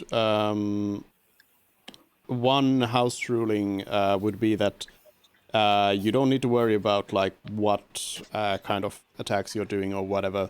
You can just declare you're trying to incapacitate rather than kill with whatever, whether you're casting a fireball at them or whatever. We can just Wait. say that it's not going to kill them. Wait, really? I mean- Yes. So you cannot, you don't need to like worry about too much about just basically that we don't need to bug ourselves down to you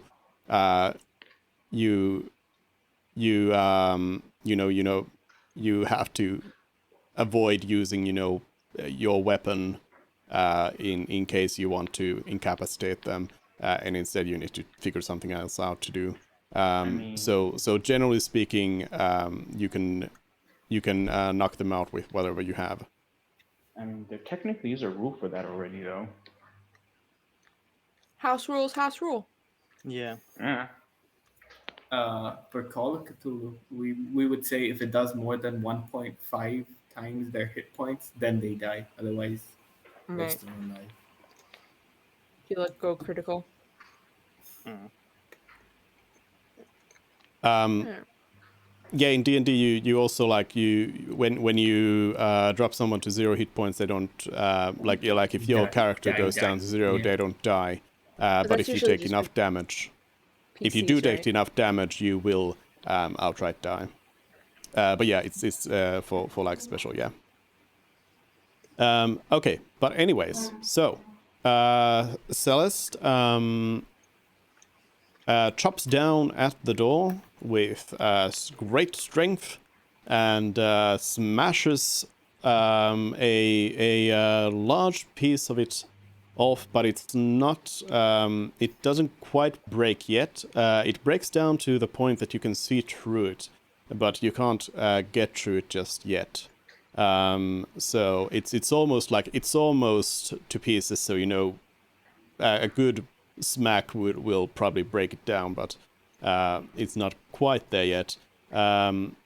But what I can do now is I can open up this. When I find the thing, there we go. There we go. So now you can see a little bit inside them. And what you see is some people around, and some various, a fireplace, a small well, water reserve kind of thing, stuff like that. And yeah, it is Lazardin's turn. All right. Lazardin will take his greatsword, take a running start. I cannot move him. You can't move. Oh, okay, wait. You should be able to move, token.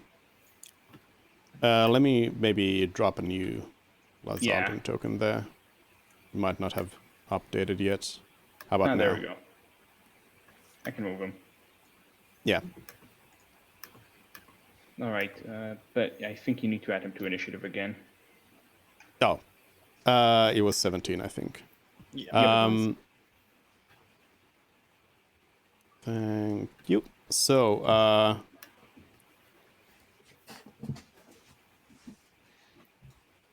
and I think you need to order the initiative again. Because Mortis, for some reason, after me. Oh. Yeah, it's not yeah. ordered. There we go. All right. Thank you. All right, so Larzaldin will take out his greatsword for free action, take a running start, and with the momentum, attempt to chop away at the door as hard as he can. Okay. Normal roll. All right. So Lazardin swings at the door like crazy, and the door breaks apart, just smashes into pieces, and you can now freely move through the doorway as well. Can I ask what the door's armor class was?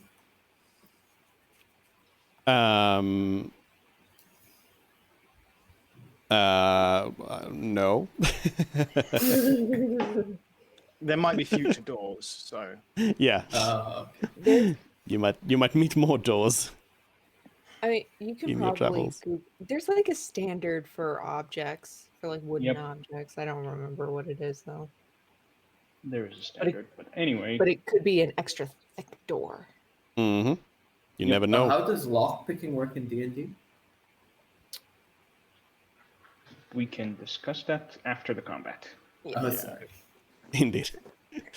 Larzaldin will end his turn.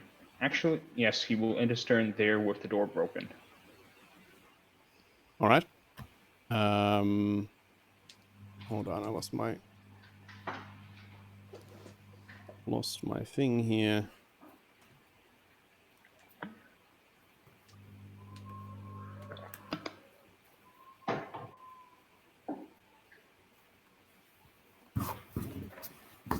All right, it is Mervin's turn then. All right, Mervin is gonna move through. 1, 2, 3. Wait, how many spaces do I get again? What's your speed? 30 feet. 6 then. 6. Okay. 1, 2, 3, 4.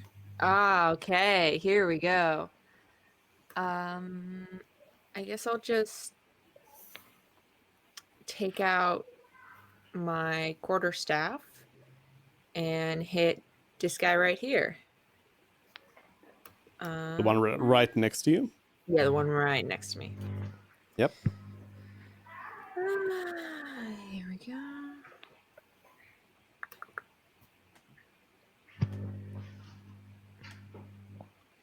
And then, yeah. Oh no. Does 11 hit? Does an 11 hit this guy? You swing your quarterstaff at the dwarf that was speaking to you through the door, and I can tell you that you hit. What? Oh. Yep. Oh no, guys, these are civilians. These are normal people. Oh no. I don't love it. Oh no. Then I need to, it should have rolled damage with it. You can click on, I think it's melee. Quarterstaff. Or Yeah, just click quarterstaff. on a quarterstaff. That should do it. Oh, okay. Ow, I see. Okay, 5. Please don't die. All right. You hit the dwarf, knock them on the head, and they seem kind of annoyed by that. It hurts them a fair amount. Do a cool spin with my staff. All right. Cool spin.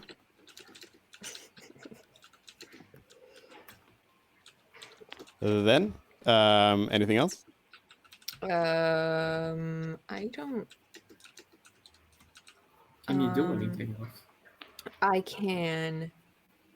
The bonus, unless I have a spell that is specified to take a bonus action, I don't think I can do anything else. I could use the rest of my movement, I think, but he would get an attack of opportunity on me. So I'm not going to do that. I stay exactly where I am.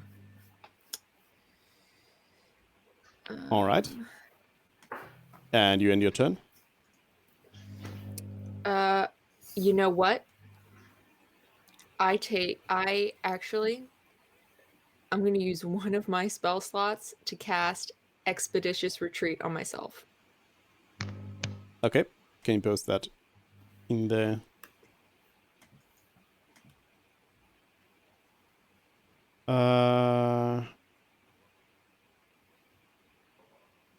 Okay. Okay. So now I can move faster.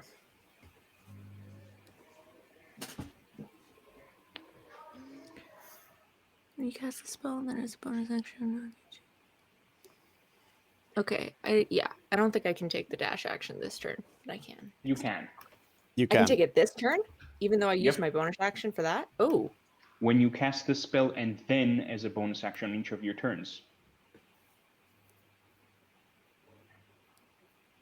On each of your turns until the spell ends, you can take the dash action. But I already used my bonus action. No. It says when you cast the spell and Yeah. then as a bonus action on each of your turns. Oh. Okay. Yeah. Well, I would still get an attack of opportunity, so I'm just gonna stay where I am and hope that someone else moves into his range of attack and he prefers to hit them. So Very gallant. All right. Then why did you cast the spell? So I can use it later. Isn't it for 10 minutes? Yeah, I can use. It stays. It's a concentration. I keep it up to 10 minutes. Oh. Yep. Okay, so you end your turn. Yeah. So then it's Frid. Because I can't see the dwarf fully, because I assume I'm behind one of the doors that wasn't Yeah. broken. me moving into a better positioning, will that offer an attack of opportunity or no?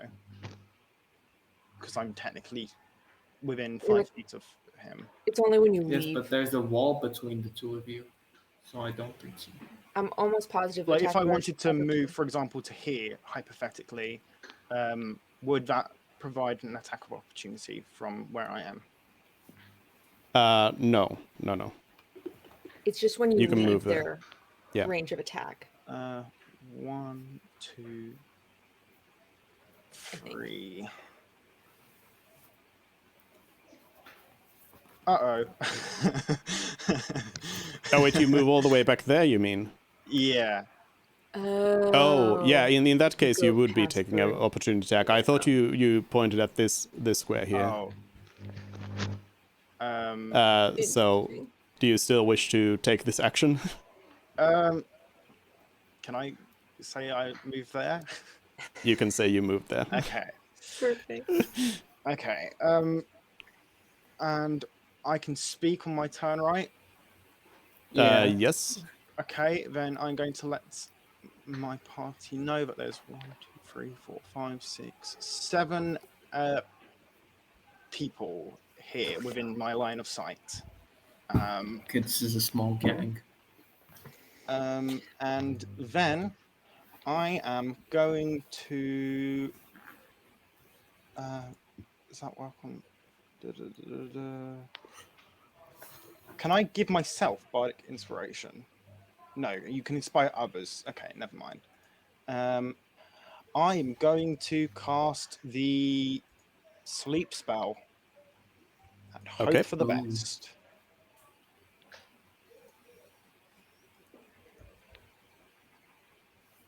Where are you casting it? I should. Holy shit.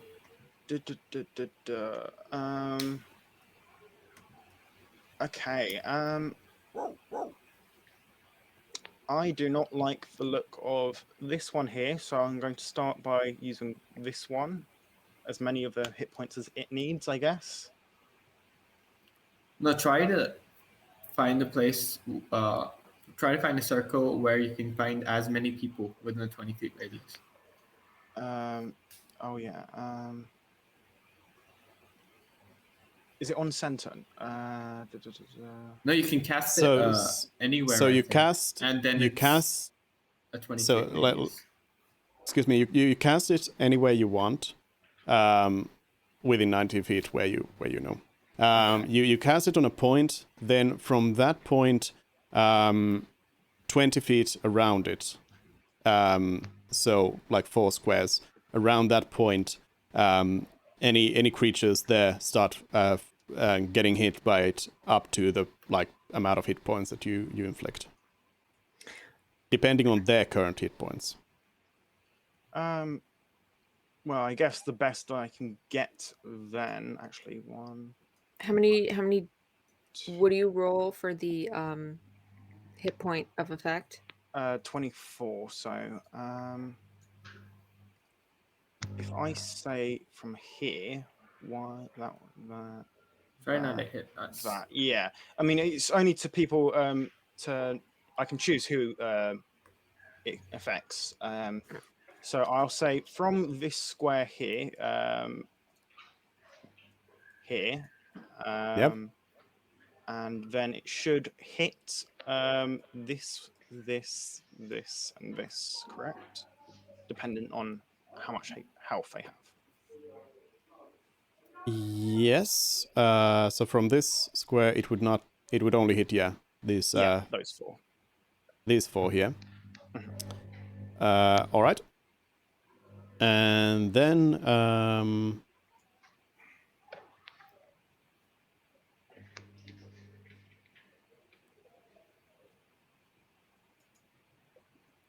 all right. So the bandit person next to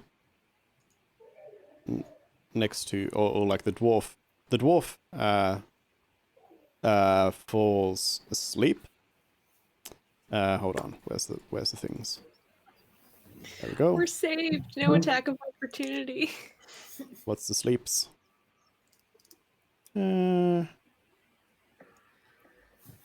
Just use the skull and crossbones, I guess.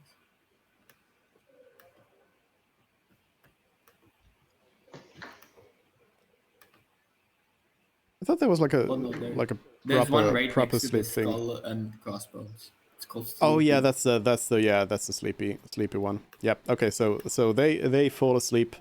They go to sleep, and then we have that many hit points left. So then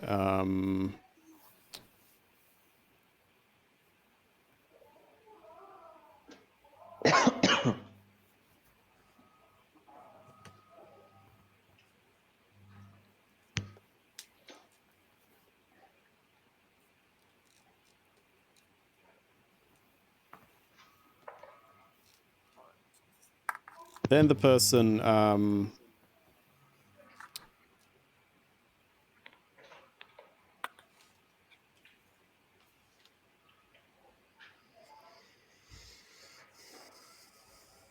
then another dwarf that is up here also falls asleep. And those are the sleeping dwarves. Yeah. Yikes. That's not great.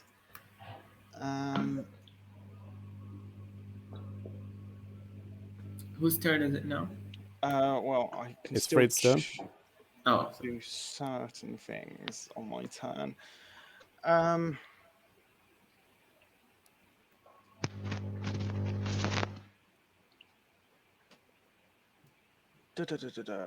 So we came down a hallway into a room where I can see a corner of a wall.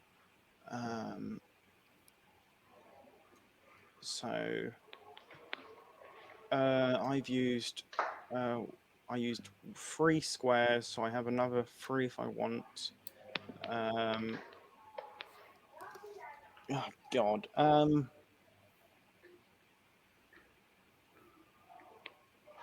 How brave do I feel? Does our paladin have any healing spells? I do. We have a cleric. Okay. You don't have healing word? I mean, I do have myself, but I can't use it if I'm down. Right. Yes, if you're down. Yeah. But I don't want us all to be standing in a big group here, and scouting the room to see any extra threats might also be a good thing. So I'm going to be ballsy and move 1, 2, 3 to there. Okay. And Okay. that's my turn. All right.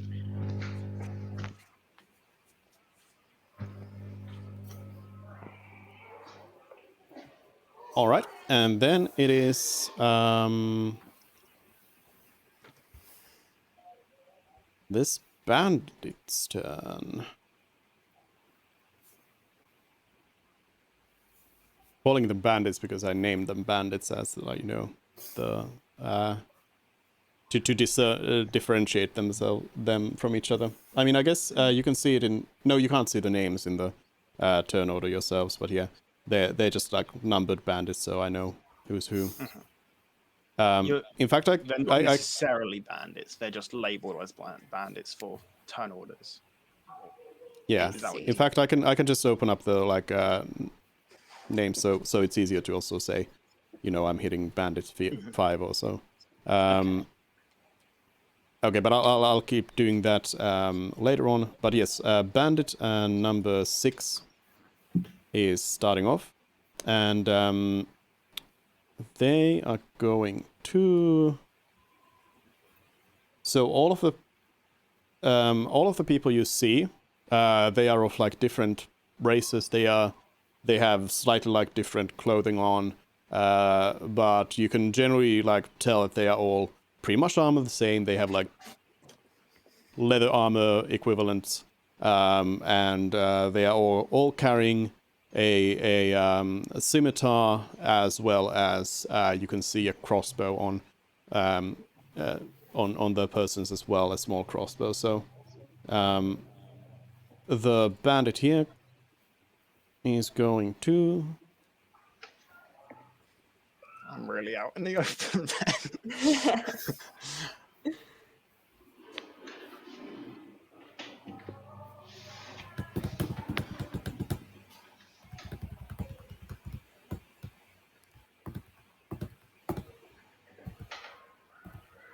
Sure. They are going to move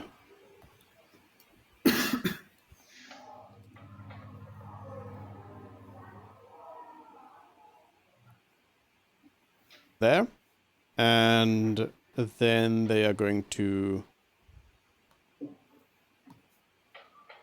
kick the sleeping bandit here.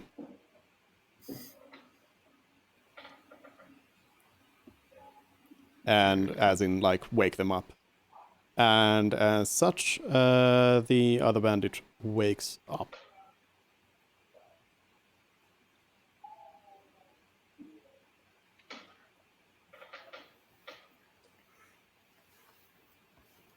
But they're still on the ground. And that's the end of that. Then we have band number 4.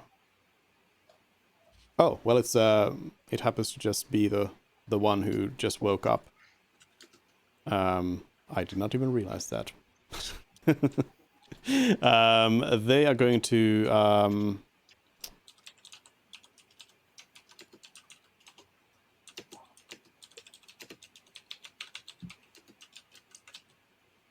they're going to get up, and then quite drowsily, kind of, they just suddenly fell asleep and suddenly woke up and got up, and they're gonna be kind of gruff about it, but they're going to hit Mervyn, who happens to be standing right there next to them. And it's gonna be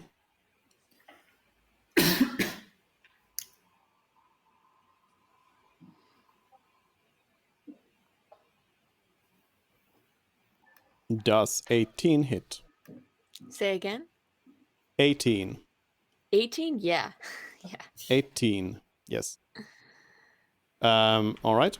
Then Merwin takes 6 points of damage.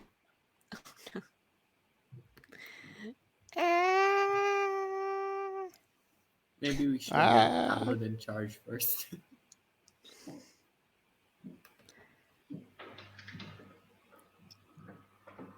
So I go down by 6. Yeah, you can. So you can actually just click on your token, and then you have the red health bar there, or the red health circle. You can click on that, and then you can just type in -6, and then it'll automatically do it. Okay. But yeah, okay, that's that bandit, and then it's Mort. I am going to cast Chill Touch on this guy.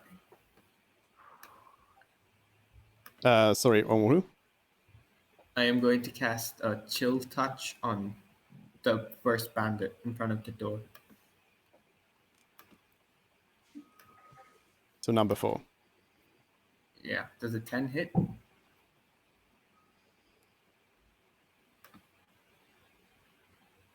$11 hit, if I recall.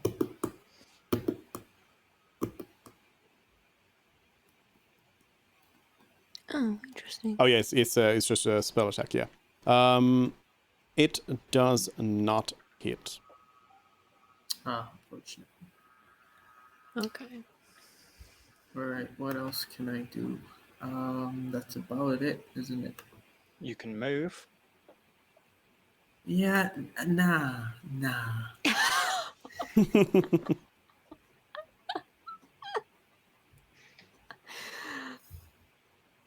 Yeah, I'm just gonna end my turn there. Okay. Then it is Another bandit There's so many more bandits. who is going to move over here and attack Frid.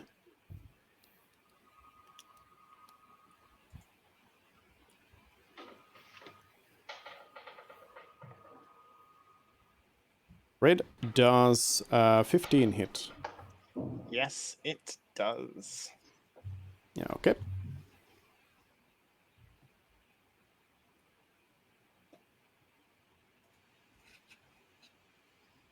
You take 3 points of damage. Not that terrible.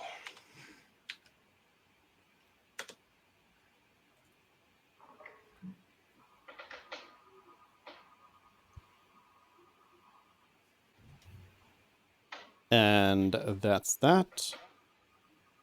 Then the other one here.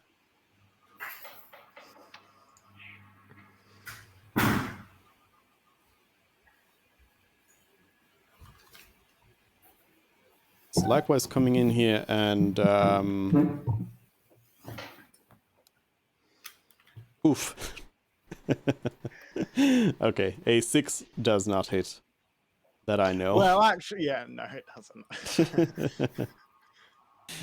Okay, and then we have one more. They will simply move in here, and they will look at you menacingly. Whew. But wait, there's more. Uh,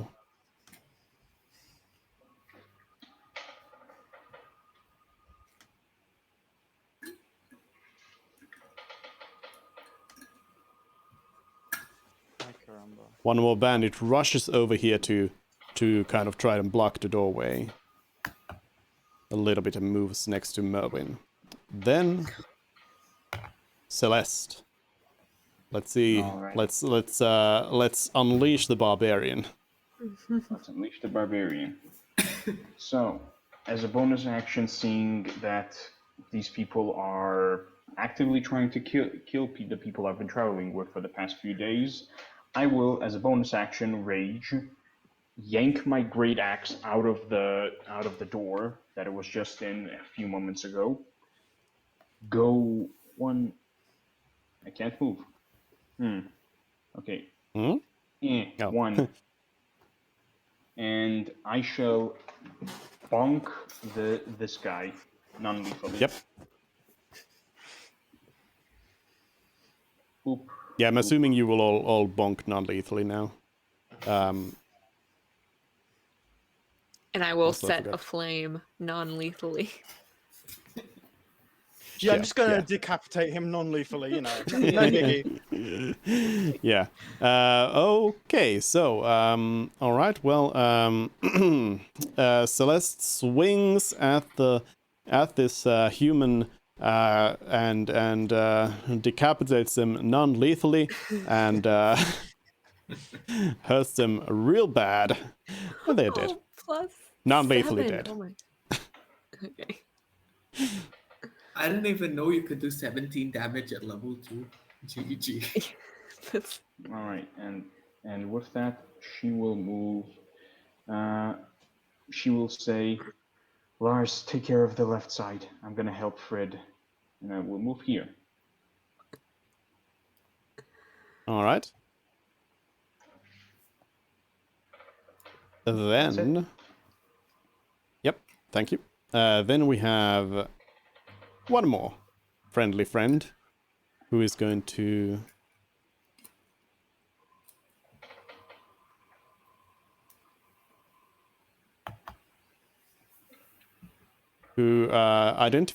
identifies the dangerous one and rushes over here to lethally bonk Celeste. And let's see. he can try. Oh, don't they have advantage? Shit. That's if I reckless. Yeah, Sorry. it doesn't. Oh, have you raged yet or no? No, rage and reckless are two different things. Oh, Yeah. Does range have a downside? Not really. You Oh. can't cast spells. And it's a limit. Yeah. Yeah. Does 14 hit? 14 just hits.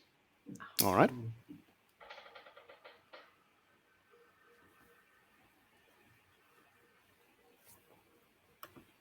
You take 2 damage. Is it already reduced to half, or should I half it? You should have it, yeah. Okay, so I take 1 damage. Very nice.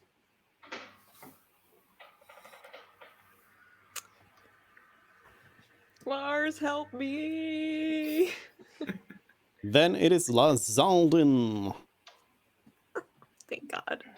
Lars will, hearing the words of Celeste, will do a quick nod, take out the greatsword, and slash the guy to the left, non-lethally, using the butt of his blade.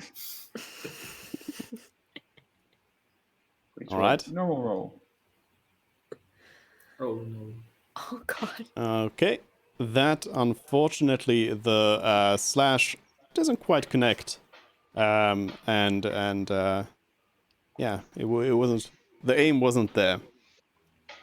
Will, as a bonus action, cast Shield of Faith on Mervyn, giving him +2 AC for up to 10 minutes as long as he concentrates. Yeah. And will move up here across on the body of the unconscious one, making a body block between Mervyn and anyone else trying to get to him. Yeah. All right. Is it Lazaldin's That's it. turn? Yep. Then it's Mervyn.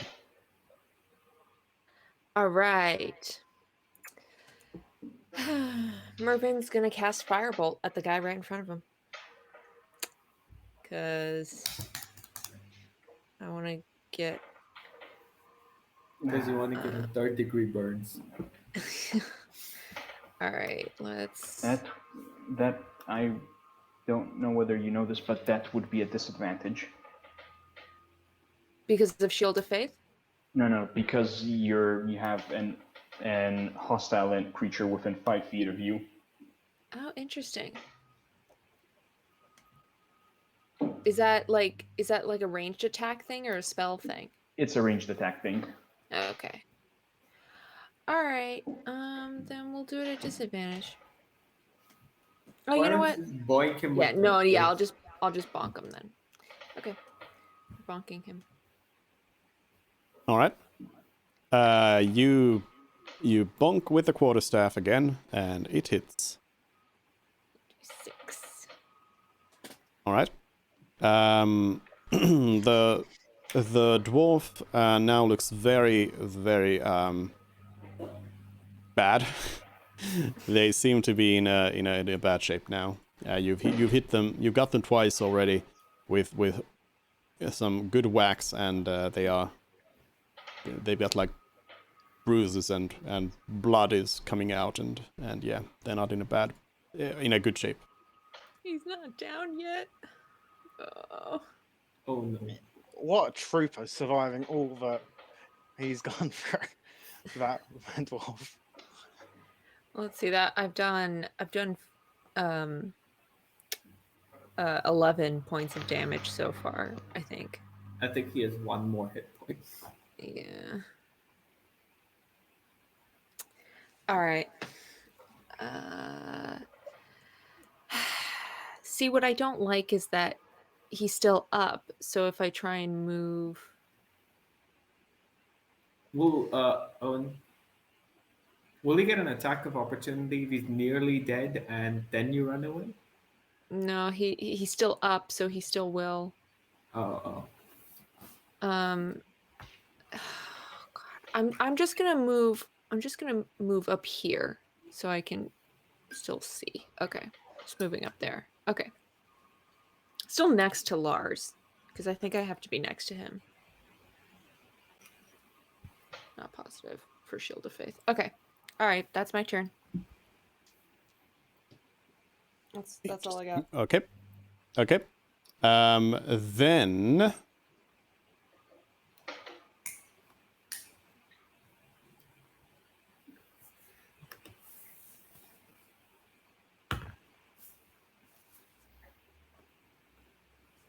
This one,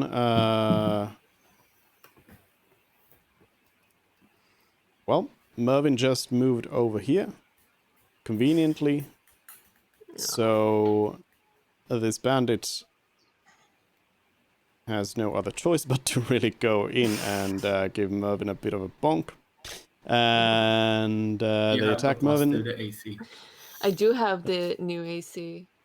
Does 15 hit? No. Yeah. All right. Eh. Then it's Fred. Okay. Try to kill this one. I don't know if I'm going. How far are we? He is 30. Okay, so we have 1, 2, 3, 4. So that would do that. So from here, no, that's 20 from there, and I don't actually want him to be hit. So that's 25, 15. Okay, from here, this square next to me, I am going to cast Sleep again. Yeah. To try and get 4 bandits to fall down. Yeah, that's not great.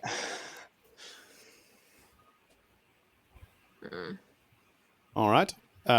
So you cast another spell of being very sleepy, and let me check these. Yep. All right. All right. Let's see. Does this guy go into dream inception? Is Well, he no, like he's in a not in dream range and anyway. dream? He's not in range anyway. Oh. Oh yeah, that one's still sleeping. All right. So the Barden. What am I trying to say? Bard and Dwarven. They're not a bard, but Frid is. The Dwarven woman at the bottom here falls asleep. Is she the only one that falls asleep? Yes. Okay, yeah. Kind Unfortunately, of assumed as much. yes. Moving will give attack of opportunity. Anything else I can do? Is that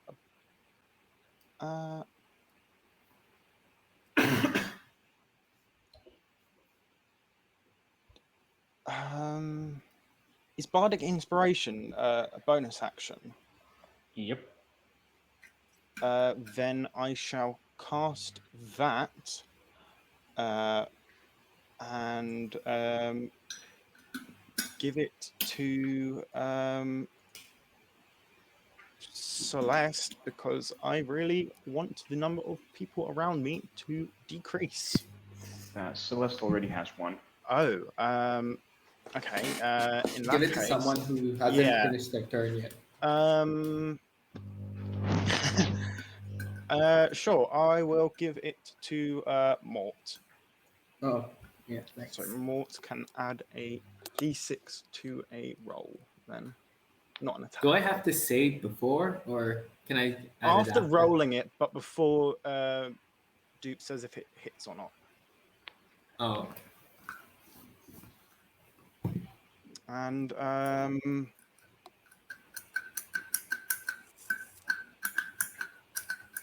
is my breath attack a bonus action, or is that a thing? Because I can't tell. Let's see. Breath weapon is an action. Oh no, you use your action. Yeah, never mind. Okay, then that will be my turn, I guess. All right. Then we have some bandits moving around. See.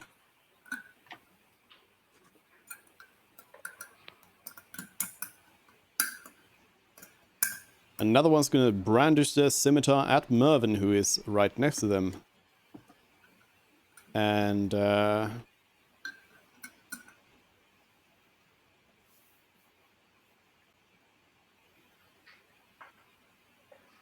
14 does not hit, I believe. 14 does not. Yeah, okay. Not anymore. Not anymore. Then the one who is in real bad shape. They are quite mad at Mervyn, so they will also try to hit Mervyn. And they will, because they've been taking some bonks. And it's another 14. Okay. You would have died if he didn't give you shield of. Yeah, you would. I would have. Then those it's both would have Mort. hit. Yeah. I would like to cast a chill touch on the nearly dead one, nearly dead bandit. There's a 12 hit. I remember 11 hitting. Also, hold on. I'd just like to remind you to maybe check your character sheet, because I think there's something you can do with that. Yeah, the Reaper ability. I can target one more person if the first attack hits with the same necromancy cantrip. Oh, is it if the first attack hits? All right. Wait, is it? I thought you just targeted two at the same time that are near each other. What? Wait, let me pull up the description.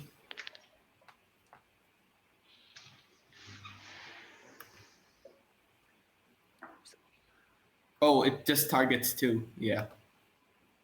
Yep. Yeah. So you need to roll an attack roll for the other one as well. 5 and 1. No, not damage roll. Attack roll. No. When you That's a cast D8, and you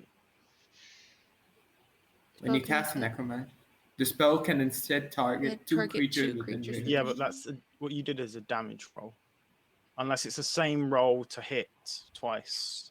Yeah, why wouldn't it be? Why I wouldn't thought it the- would hit it twice. The hit is guaranteed, and the damage is what we're rolling for. The hit is not guaranteed Okay. unless Dupe rules otherwise. No, you rolled. Let me just roll again then. You rolled 12 for your attack roll, and that should hit. Okay, does the because my 21 hit the other guy? Yeah, but okay, so yes, before anyone does anything, yeah, you need to when you're like targeting several people, you need to target them separately with attack rolls. So you need to roll attack rolls for them, and you want to also in this case it was clear, but always like make sure you declare like who's getting which attack roll. Okay. Yeah. But yeah, so you hit both, and I am actually taking I'm taking the first two damage rolls that you already did Okay. into account here. So all right, so your chilly finger Chill touch. touches these people, and Lightly. yeah. And the one by the door falls unconsciously dead, and the other one takes a bit of a damage. I am going to move here so that I can see what's going. Oh God!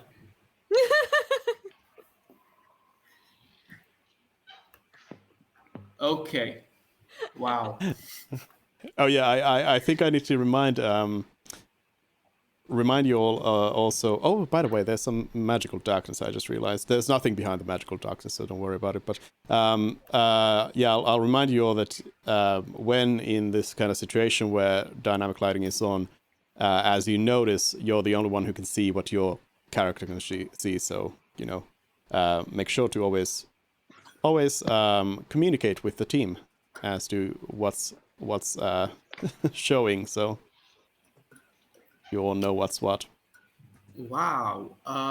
So Yeah, I did say at the start there's a lot of enemies. I could see like 8 people, and I was wondering where they were. I didn't realize they were this close to the door. So this guy's taking a hike. Right. How much? I have 3 more blocks, and this guy's asleep. Is this person asleep or awake? I mean, I assume they're awake. The ones who are asleep are the ones with the icon, the Oh yeah. sleepyhead icon. So it's bandit number 5 and bandit number 1. If bandit number 7 comes down to attack me, did these 2 guys get attack of opportunity on bandit 7? No, it's if they leave their reach. Oh, only if they leave. Okay. Yeah. Yeah, I'll just sit here. Why not? All right. Okay. Then it's this one who is going to turn to Celeste here and roll some attack. 13. Just barely misses. Mm-hmm. Of course it does. And then then the other one back here is going to move a little bit up, and they're going to smack Frid. 5. Well, a 5 it might hit my toe. But- Why is Frid suddenly a ninja? Then we have Sleepy Bandit. Then we have another sleepy one. And then we have a dead one. I mean, sorry, unconscious. Then it's Celeste. Alrighty. So, Celeste will take out her great axe and will bonk the person to the right of her that just tried to attack her. Hmm? All right. Here's a great axe coming. Does a 14 hit? It does hit. And yeah, Celeste swings at them very hard, and yet again they fall down not dead. And she will move up 1 tile to block bandit number 7 from moving to Frid. Right? Thank you. And it will end her turn. Then Can he it's just bandit move number around 7. like that though? Like, if you really Well, wanted I to. mean, anything's possible if you really want to, but you're more one likely last to thing. hit. Systematically saying that I block his way even though I really can't. Yeah. No, I'm just asking. It's more like What presenting happens if I attack a sleeping person? Do they wake like? They wake up. They would. No. Do I get any bonus or? I mean, you get advantage because they're incapacitated, but Yeah. Oh, if you're using a ranged attack against a prone person, it's disadvantage as well. So it cancels Right out here. and it's straight roll. Alright, but All right. bandit number 7 goes ahead and smacks Celeste, who is now blocking Frid. Because obviously, like, yes, that is going to, like, it doesn't, like, there's no mechanical reason why the bandit couldn't just, like, move around and go for the weak person, but it doesn't make sense from the point of view of the person. Especially when, okay, well, Frid has cast a few, like, fancy spells, but, like, Celeste is the one who's been consistently killing people with one hit here, so, you know. They're not idiots. And as such, they're gonna attack Celeste. I mean, if they were smart, they would just run away from Celeste. It's a 5. That misses. Yeah. Then, at this point, it's not Lazalden's turn. Bandit God. Gonna step out of the shadows. Bandit God. Wait, The I'm going Rat to King? remove that. A door swings open at the southern end of this room here, and No. and The CEO of Banditism. I assume it's the boss. Mm. another person comes in here at Dwarf, and who actually like shouts out like, "What's going on in here?" and just runs in here and takes a defensive posture. Like he's taking the dodge action? Something maybe like that. Okay. Who knows? Who knows? Something. They are bracing for an attack. It's Lazalden's turn. Okay, Lazardin will tell Marvin, disengage, move out, and will take a greatsword attack against bandit number 7. Mm-hmm. Is there anything like flanking in D&D? It's an optional rule. What do you mean by flanking? As in like if you attack from both sides or In something? other games, if 2 people attack the same target or 2 people are engaging the same target, then you get some kind of bonus when you're attacking. No. Okay. And also, you probably wouldn't want that because the enemies would be There's getting more that as well. Yeah. Yeah. Just asking. And Yeah.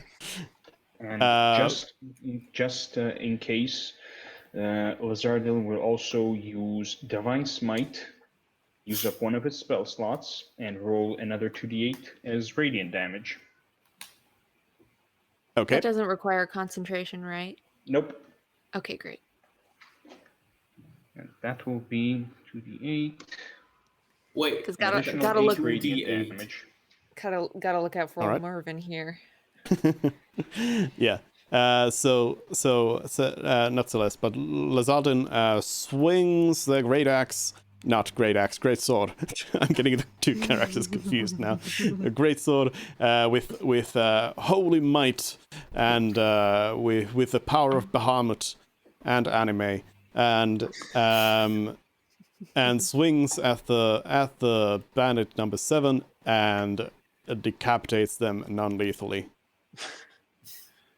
Note to self: don't fuck with Lazardin. And we'll move 1, 2, 3 here. All right. I have a question. Considering that none of us have done any attacks towards Bandit 10 that just arrived, are we technically classed as fighting him currently in regards to the Charm Person spell? Because they would have advantage if I or my companions are fighting it. Would this situation be classed as fighting it or fighting its companions?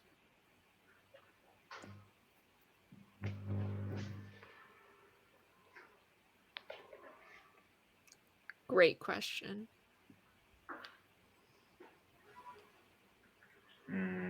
May I? Yeah, sure. Generally, whenever you're fighting someone's companions, you're also considered to be hostile towards it. So they normally would have advantage against it, unless they don't know you're fighting their companions. Yeah. I was just like reading through the text like word by word, but yeah, I don't think it's going to be like they're going to have the advantage there. Yeah. Okay. Cool. You can safely assume that they are in league with these other people here. Yeah. So It's not my turn yet. Just wanted to know before anyone did attack that if what was the case regarding that. Yeah. Anyways, was that Lars Aldin's turn? Yep, that indeed was. Okay, thank you. Then it's Mervin. It is Mervin. Where's okay. Okay, so Mervin is gonna move and he's gonna take an attack of opportunity, Oh, but just the one.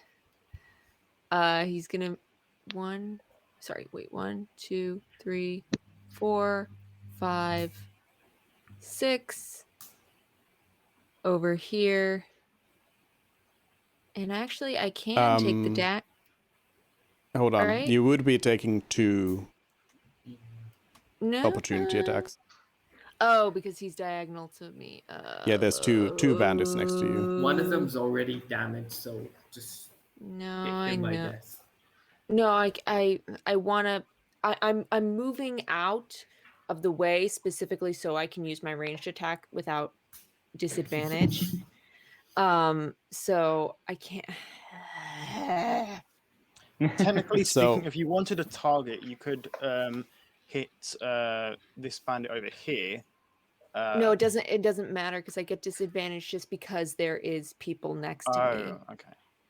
Yep. But so if you if you want to I'm also sick of being next to these people. actually no. I'm just gonna say you remember what Lazardin told you. Disengage. Oh, I can take the disengage action. But then I won't be able to use my attack on my turn. Fine. Do you want to attack or be attacked, really, is the question. Yeah, I know.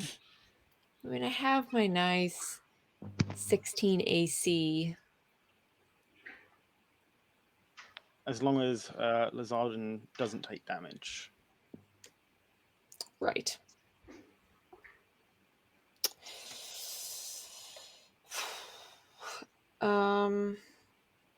Fine. Disengage. 1, 2, 3, 4, 5, 6.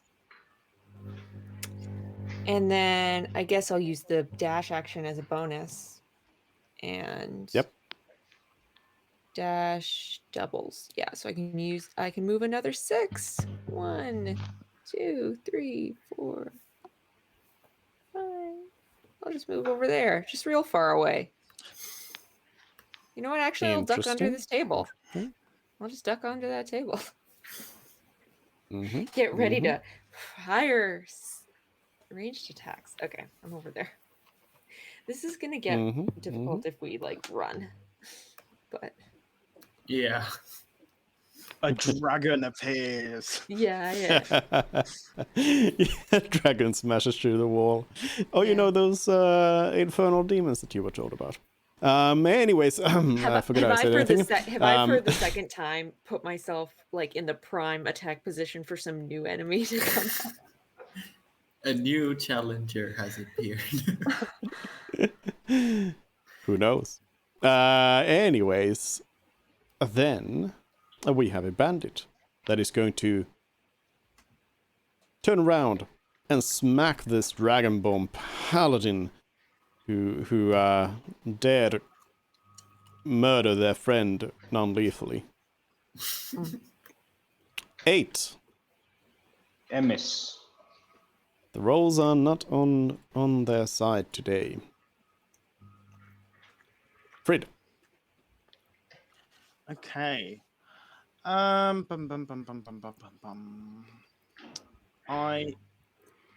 range wise, I could do that. But I also kind of want to see if that works.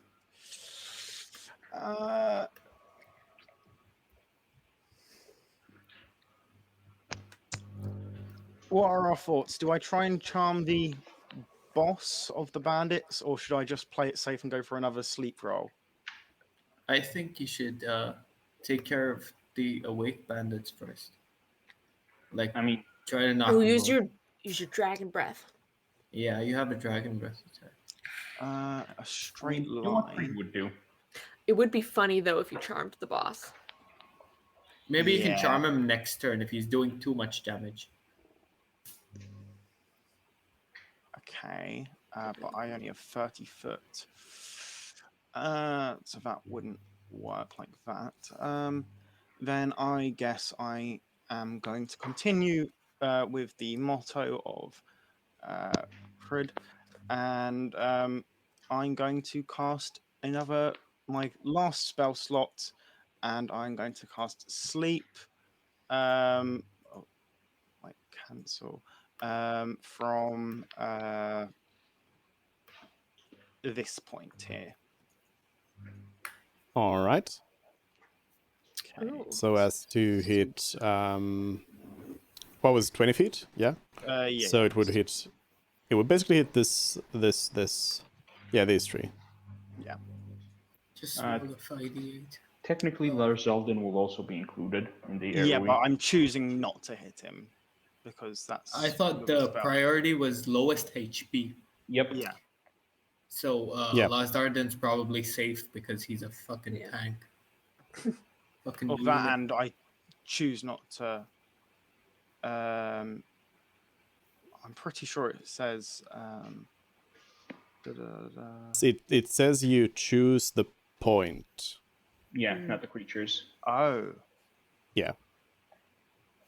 Well, It's they've fine. taken damage. I'm just going to hope for the best. There's no way that my role is going to put you to sleep anyway. So I guess we don't need to worry about it for now. No. And lesson learned. Lazaldin hears this sort of beautiful song and is like, this is no time to sleep. Okay, so we have that much, and then we have these people. Okay, then let's see about this. All right, okay, so we have Sleepy Bandit number 9, and we have Sleepy Bandit number 10. Oh, we put the boss to that's- sleep. That's surprising. I'm thinking maybe that's not the boss. Or maybe the boss just has low health. Like if I don't know, he could hypothetically be a wizard with 4 HP somehow or some shit. Mm. Or there's a bigger boss. The Yeah. teeth, the demon creature. Or Yeah. maybe because it was a 20, it could just be that 19 of the thing went to him, and 1 Mm. health was all that was left of the other. We don't know. He's just asleep at the moment, though. I don't know. I feel like Bandit number 10 is a weird name for the boss. Well, we don't even know if they're bandits yet, so because we haven't spoken to them, they're just Bandit labels number- to help us identify them. So Yeah. we should Mhm. definitely be tying them up at the end and interrogating them to some degree, I think. Yeah. Yeah, like I assume that I will probably just use bandit number something for any like humanoid enemies you're up against. Okay. Unless it's like apparently obvious that it's like town guard or something else. Or Yeah, no. exactly. Okay. Okay. Fine. So I guess that's my turn. Yeah. All right. I am going to. Oh no, it's not my turn. It's not your turn yet. It's number 6 first, who is going to who's going to be very annoyed at this bard just putting their friends to sleep all the time, but they're gonna decide that the bigger problem right now is dealing with this crazy paladin here, and they're gonna swing at Lazald. 13. No, my shield. How much? 13. That is a miss. Mm-hmm. And then it's Mortimer. Wait, can I I ask regret something? that name so much, huh? Sure. Kotetsu, do I need to be standing next to you for Shield of Faith? No, I mean, no. As standing long next to as it's cast within range originally, you're good to be anywhere. Awesome. long as Great. he Okay. maintains concentration. All right. Thank you. KK, continue.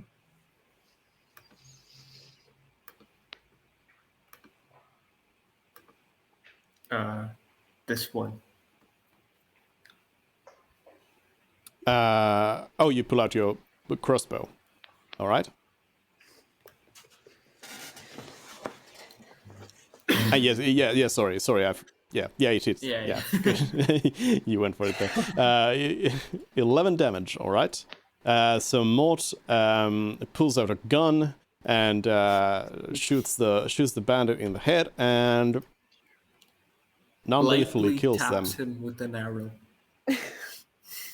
Indeed.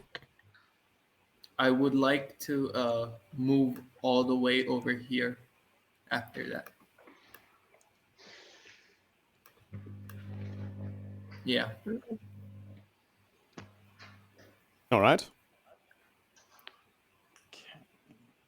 And that's the end of your turn. Yeah. Okay. So one more awake bandit Then we have that we can dead see. person, awake person who can smack Frid. Hey. Maybe I should have gone for bandit number 2. 11. That actually does not hit. Mm-hmm. Hey. Then we have Sleepy Bandit, Celeste. Celeste will move next to Frid and will take a side swing with the great axe. All right. At Frid. Obviously, at Frid. Uses All right. the bardic inspiration from me to hit me. Yes. Celeste All was right. a villain all To destroy along. the bard. So, it does hit, and for once, Celeste doesn't just like absolutely destroy somebody, and but instead they do seem like they are in quite a lot of pain after that slash from a big axe. They are very hurt. All right, that would be the end of Celeste's turn. All right. Then we have dead person. And then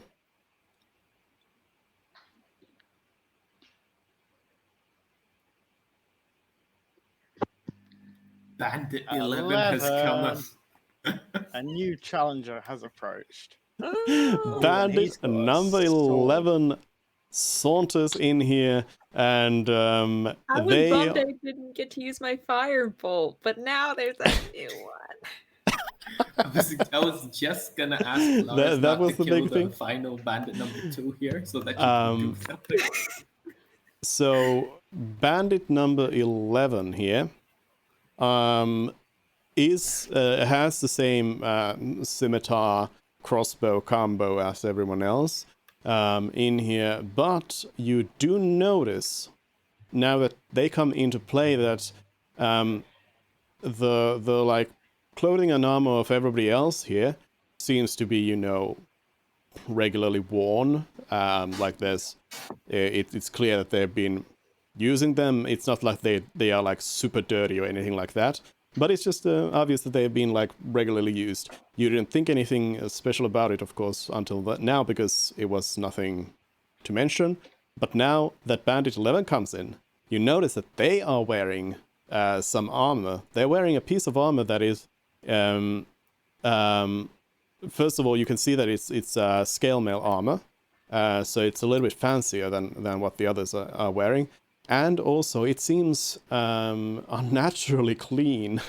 It seems like maybe it hasn't been worn ever before or something like that.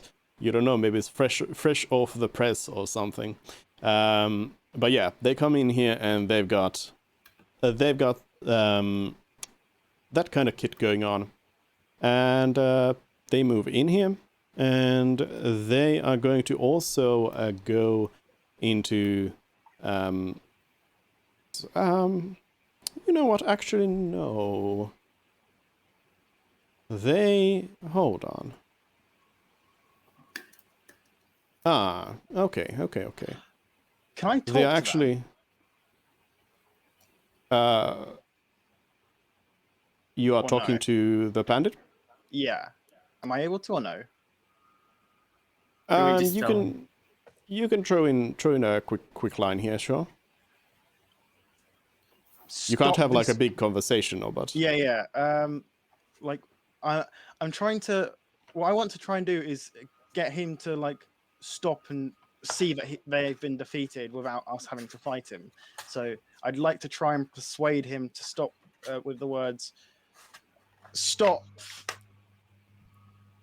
your friends were Keep this- surprisingly Stop. We don't need to fight. Stop the violence. all right.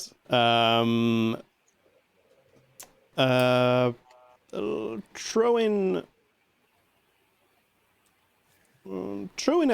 a persuasion check in there. Persuasion. Normal roll. Okay. Oh, yeah. God. Nothing's happening. All right. So as the bandit storms in here and Fred is like shouting to stop this, think of the children. Bandit 11 rushes in here and they utter a chain of explicitives and they're just cursing all around and they kick this the bandit 10 awake. And they are just like, what is going on in here? very confused. Kill them all. And that's the end of their turn. And then Bandit 10 is going to hop up.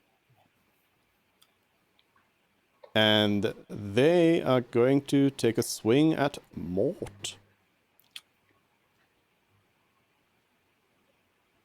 who happens to have arrived right next to them. Quite nicely. That's 15. 15 does not hit. Oh. What's Mort's AC? The cleric's ACs are always busted. Mort has Oh. 16. Oh, okay, got it. Wait. Because is like that- in Sorry, go ahead. my mind, I was like, he's a spellcaster. His AC should be, but you're right. Cleric is Well, tough. Cleric is heavier, yeah. But question, didn't you use a light crossbow recently? Yeah. And are you using a shield? No. You have 16 AC without a shield? Damn. Now I think you're making me think like I made a mistake somewhere. No, there's no shield anywhere in my character sheet. No, if he has good dex and has Oh studded yeah, leather Yeah, the dex thing is armor. a plus yeah. 3. So it's probably that. Yeah, Mort has really high stats, so that's pretty Yeah. much where it comes from. Then it's just me being nosy. No, it's fair. Fair How question can we though. more Just- effectively min-max our characters? For No, it's just a lucky roll basically. But just assume that but yeah. my pink robes are immune to all damage. If that makes sense. I mean, it's even though it says armor class, it's not necessarily always about your armor being the thing that Right. stops it. Sometimes it means that you just dodge the attack, and especially with light armor, that's kind of a thing because it brings in you the dexterity and everything. So we can pretty much just assume that Mort is very good at avoiding Not getting being hit hit. by things. Anticipating attacks and He's stepping out of Neo. the way. He's an Yeah. anime character. Yeah. All right, but anyways, the bandit gives it their best shot, but nope.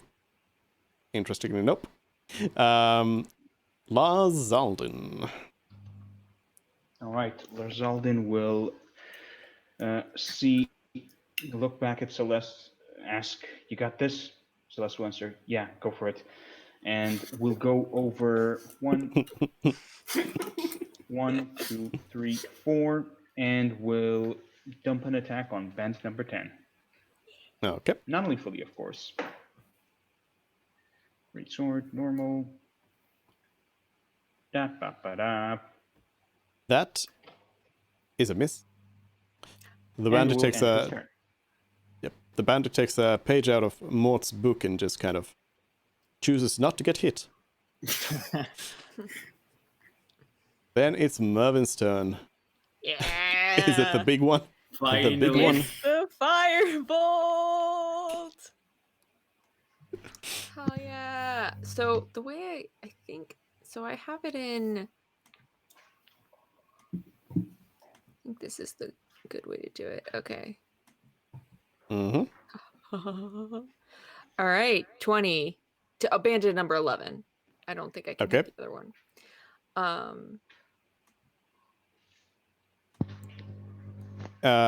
All right. Band Did any- number 11 does no! get Oh hit my by god. that. Damn it. Oh. Sounds Oh. At least the armor doesn't look new anymore. Now it's got like slight burn marks. Slight singe.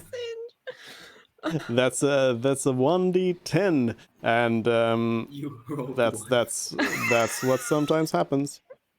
But yeah, the armor doesn't.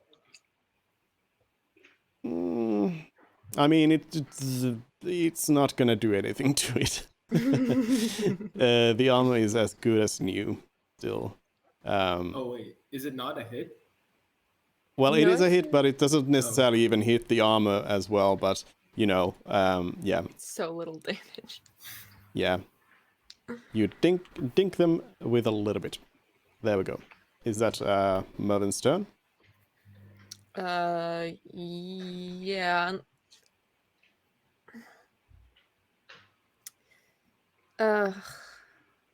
Yeah. He's I got a love how good this was. spot right. He's got a good This was spot right Mervin's. here. Yeah, this was Mervin's glorious move, and then. Wait, won't we get attack of opportunity on him? I mean, Larzarden will. Oh no, I'm thinking 2 ahead. Yeah, a few moves away. They'll just attack Lars and Mort. Yeah. No. Yeah. So, is Mervin done? Yes. Actually, Oh. let's have Mervin move to the other table. Right there. Okay, moving closer to the enemy. All right. Yeah. And no problem. Moving no closer problem. to the door there. Okay. Then it's Sleepy Bandit. Then it's Frid.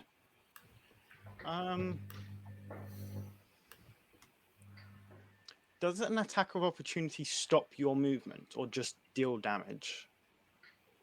Only if you have Sentinel. Pardon? It doesn't. Only if it does not. Okay. I'm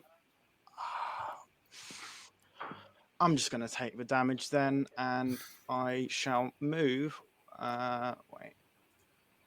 1, 2, 3, 4 to here. All right, let me check the attack of opportunity then. Okay. It does not hit. It's an 8. Okay, and then I shall use my breath weapon in a straight line, in a 5 by 30 foot line. So that would hit these two, but no one else, correct? Or is it going to That wait? actually What would about move. Mort and Lars? Yeah, no, 5 foot line. That's just the one square. Oh, Yeah, it's gonna be you're right. 2.5 like that, right? So. Oh, you're probably- right. Or, Very or nice. no. No, it won't And, hit anyone else, yeah. Okay, yeah. So I'm going to do that. Very good. So yeah, they have to make a dexterity saving throw. And the DC is 8 plus my con, which is 2 plus proficiency is another Wow. 2, 12. Yeah.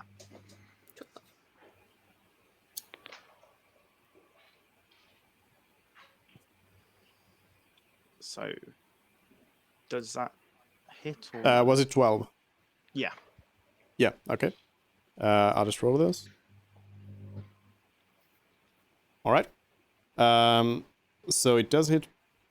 So you the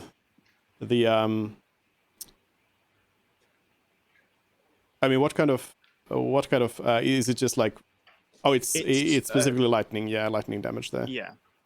Yeah. Okay. So you breathe out your thunder breath at the bandits, and it is going to yeah, you can roll damage actually. Okay. Is it the same for Because each it's- one, or Damage is the same for God. each, because it's like an area attack. okay?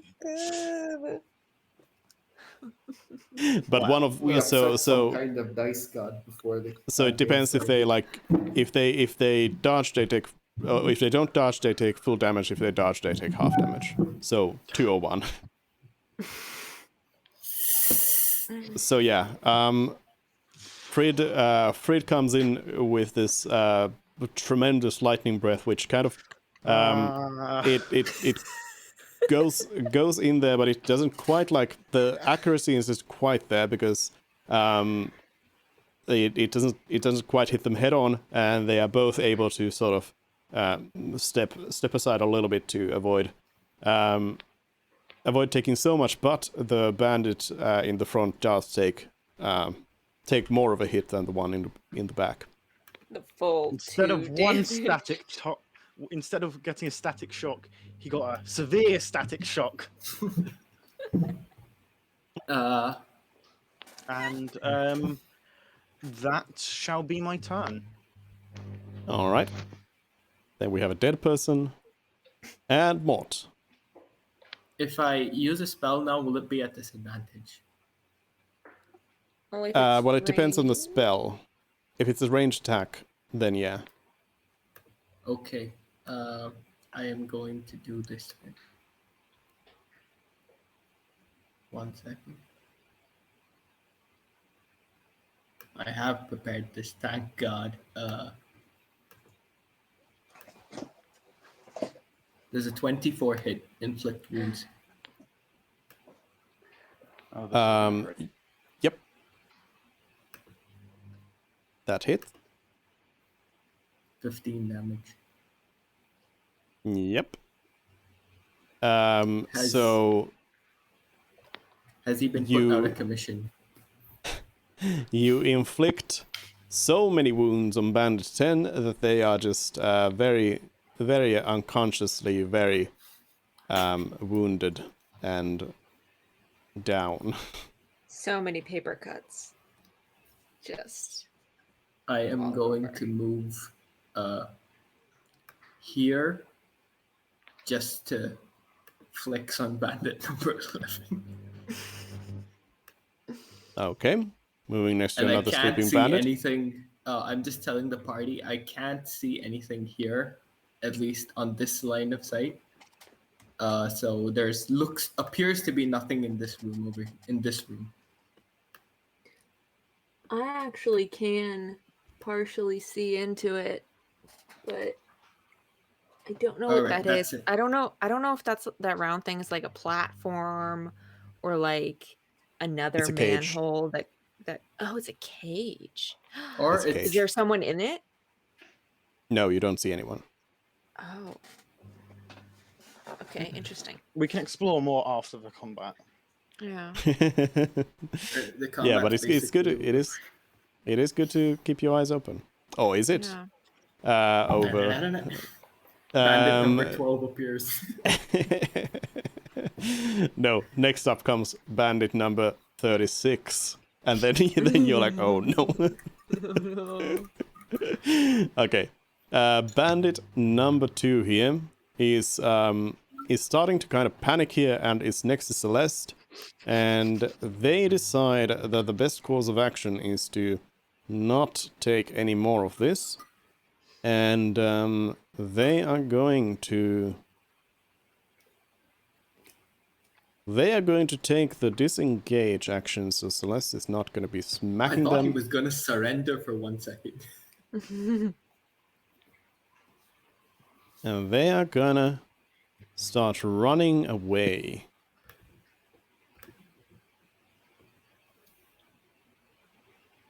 You can't both dash and disengage, right?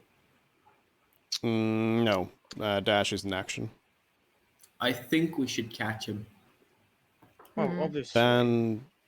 Bandit 1 is Slippy. Bandit 5 is Slippy. Celeste? Oh, I you're think you not can- getting away. 1, 2, 3, 4. And on the back of the head, side swing.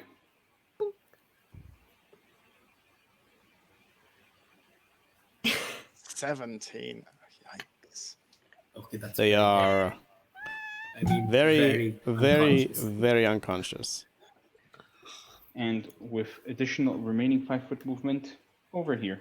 Wait, wrong button. Over here. And end my turn. Alright. Then we have Bandit number 11, who is now looking quite panicked, looking at the situation around them, and they are going to smack Lazaldin with an attack. That would be 12. That is a miss. Imagine if Bandit 11 And- had gotten nothing but natural 20s and just beaten Wiped all us of out. us. Yeah. TPK. Then it's Lazaldin's turn to reply. Was that a hit? This is a hit. Non-lethally. Greatsword. Oh no. That's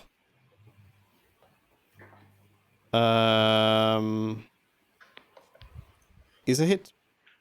Oh, nice. Ooh. So that shiny armor wasn't that great after all. Mm. And 15 still rather high. Yeah. Yeah. they But I are have 16 with fucking. non-lethally dead.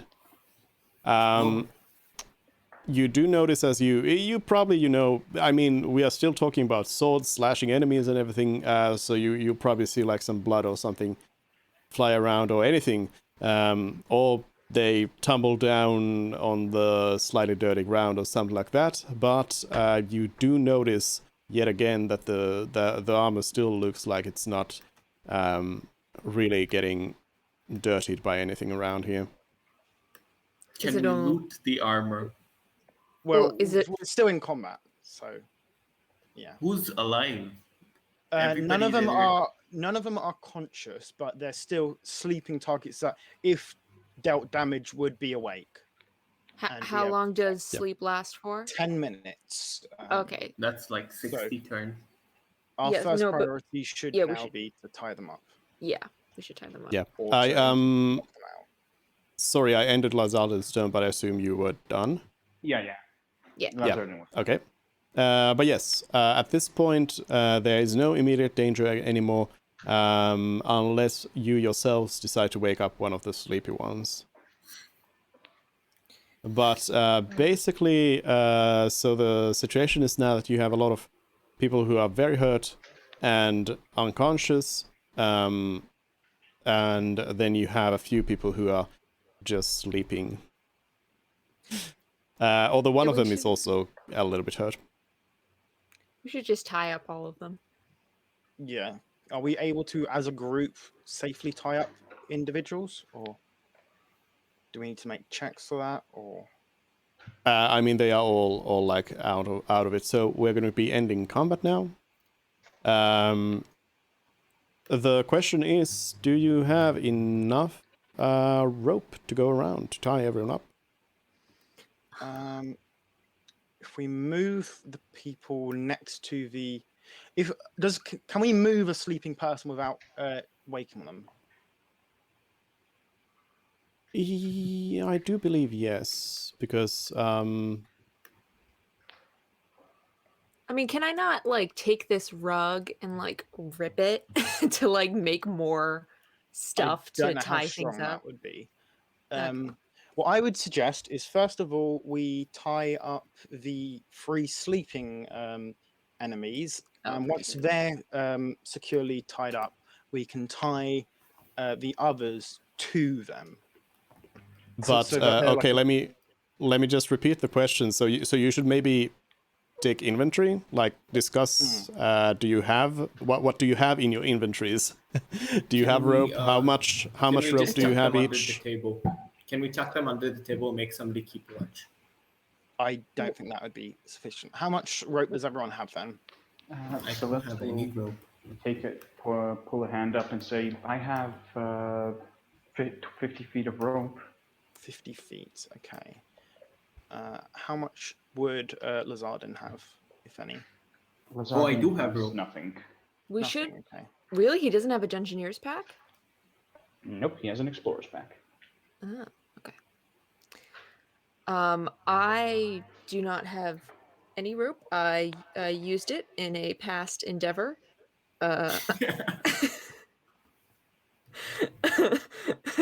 That spell snare like consumes the rope. It doesn't. It gets rid of it. It magically vanishes. We will never see it again. Oh god. I have Okay. another 10 feet of rope. A 10-foot. Well, I okay, should. so I should. overall I should we have wait. 60 feet. How much rope does it take? Because I might have some left over. Wait.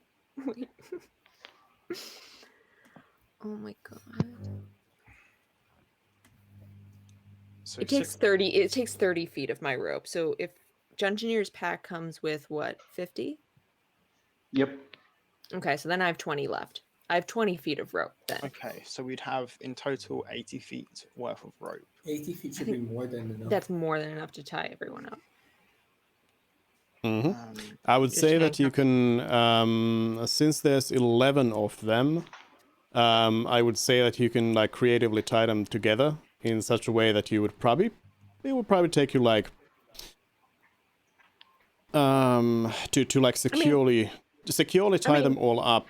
It would take you about 50 feet of rope. Celeste will offer up her rope. Okay, yeah. You need like 5 feet per person? Like that's as tall. To- That's almost as tall as I am. You need that 5 much feet? rope? Yeah. Yeah, because it has to like knot and properly secure the person down. Yep. So that they're unable Yeah, and to like escape. if you want to properly Okay. secure them, if you only want to like tie the ankles together or something like that, then that's gonna be a little bit less. But We can if just you want to buy like more properly, rope if we need. Yeah, we can It's just not gonna buy be more very rope when we get expensive. out of here. I should have lots more rope. For Considering that we're gonna future perform other endeavors. scams. We don't need to Oh. perform scams. We Nah, I'm joking. but yeah. We're joking. So are Can we using we... Sorry, go ahead. No. Go yeah. Can we assume that we strip them of their armor and weapons before we tie them up? I want the shiny armor. Is it heavy armor? you can strip them. Generally speaking, like okay, you can do it in the terms of disarming them. But generally speaking, from like random enemies taking their armor and weapons, they're not going to be better than anything you have, and you can't really make any money out of them. So What about the in shiny that sense, one? not collecting them. Yes, that is special. So That's that most you likely could. magic, considering it didn't get dirty. If it's heavy armor, I think we should give it to either the paladin or the barbarian. No. Well, we'd have to inspect it first, but order of operations. We're talking too far in the future. So Yeah. we've said that we're going to tie them up after ensuring they don't have any weapons on them in like one big block. So are we saying we're doing it on top of the carpet, or would we check under the carpet later so we wouldn't want them there?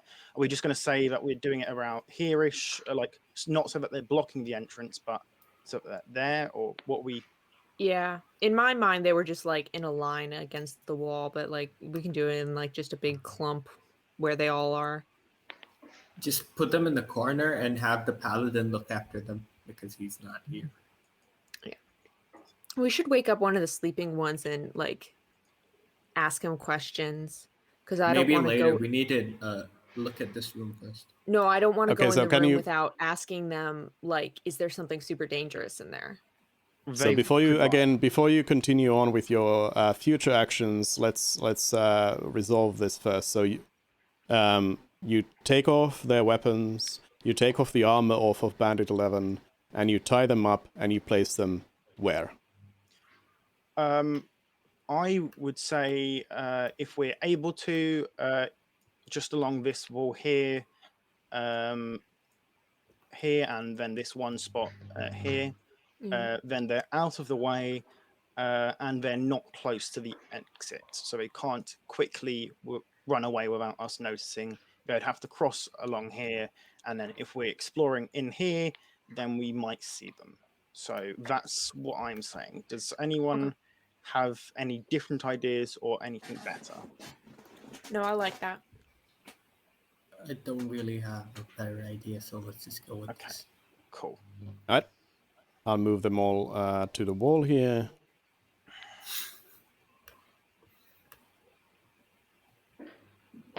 And yeah, you can keep discussing your future plans. When you put them across the wall like that, it's like when I'm sorry, how do I translate this?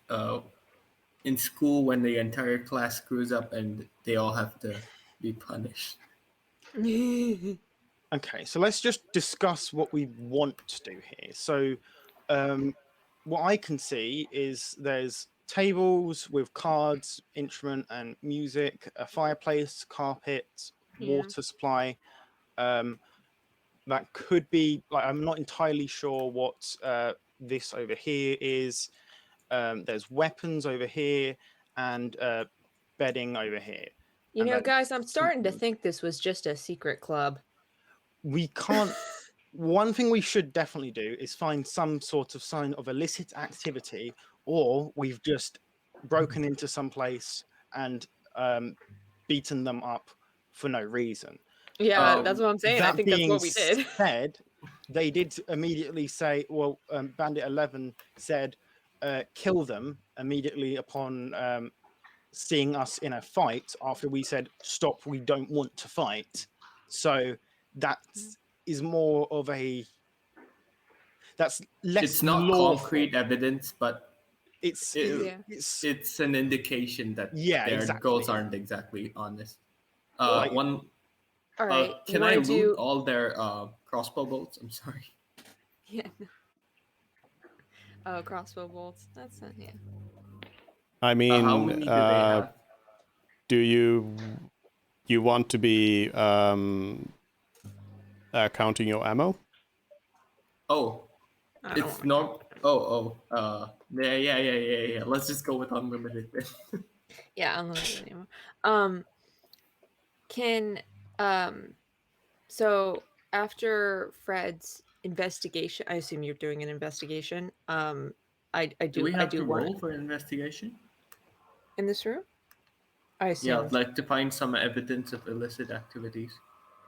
Well, no, I was just talking about what we should do. I haven't actually done it. Right. Okay. And then before we enter the next room, I want to talk to one of the people on the wall because I don't want there to be like something in there that we're not prepared for, or like maybe they can tell us what the trap is or whatever.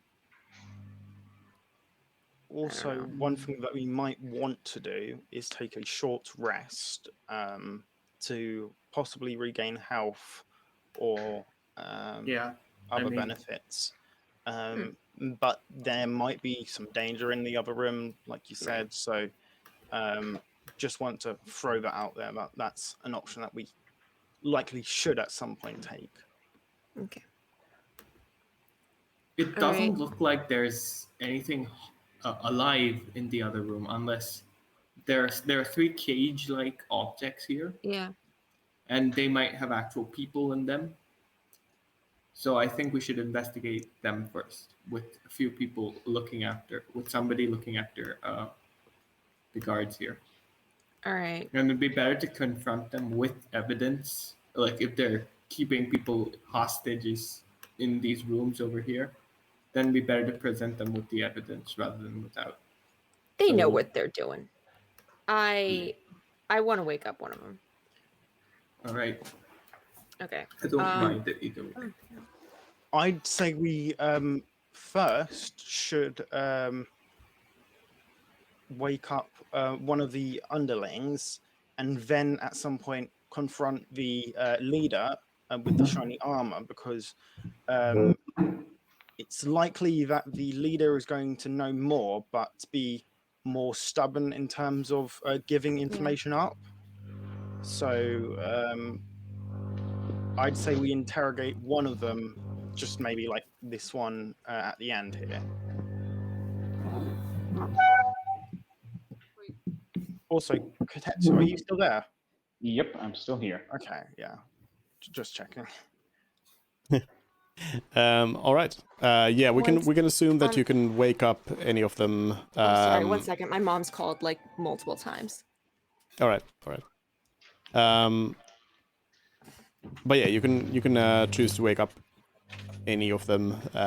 Just slap them awake with a great axe.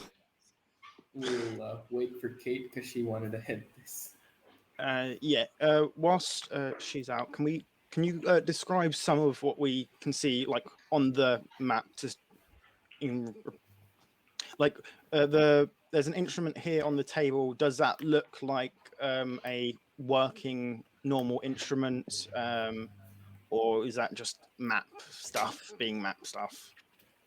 So you do see there's a lute on the table. There's some playing cards. There was some sort of card game going on here. You don't really know what it was all about. Somebody was eating at the other table here. You do indeed see, like in here, you see a few weapons. They are nothing special.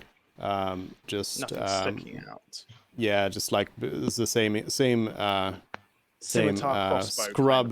scrub grade stuff as before. And yeah, further down you have the beds. Again, nothing too special. Like this whole place seems to be doesn't seem to have too much of anything in it. There's some like cupboards here which are closed, or closets. But yeah, otherwise, in this bigger area here, you don't really see anything too interesting. Okay, good to know. So, we will start the interrogation then, I guess.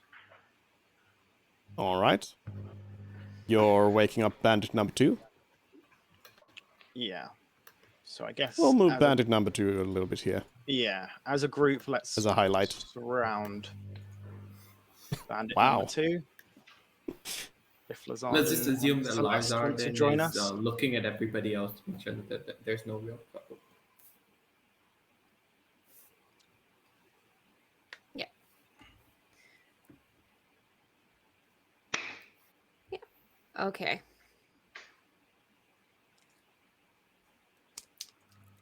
Hey there, buddy. All right. you slap the bandit awake, yeah. So this one is actually yeah, this is a human man, mid-20s.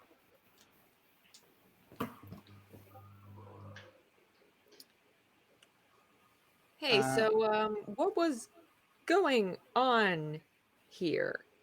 What is this place? The what's your name? So I can threaten you more better. yeah, time for Dupe to come up with a name. The bandit number 2 here is going to be getting a name now. They are Hamash. Hamash here then just says, "This is the This is the farmers club. Can I insight that? Yes. Alrighty. Insight. Normal roll. Well, Would we all roll insight or? Yeah. Yeah, I can. Yep. You can all roll We're insight. all part of the conversation.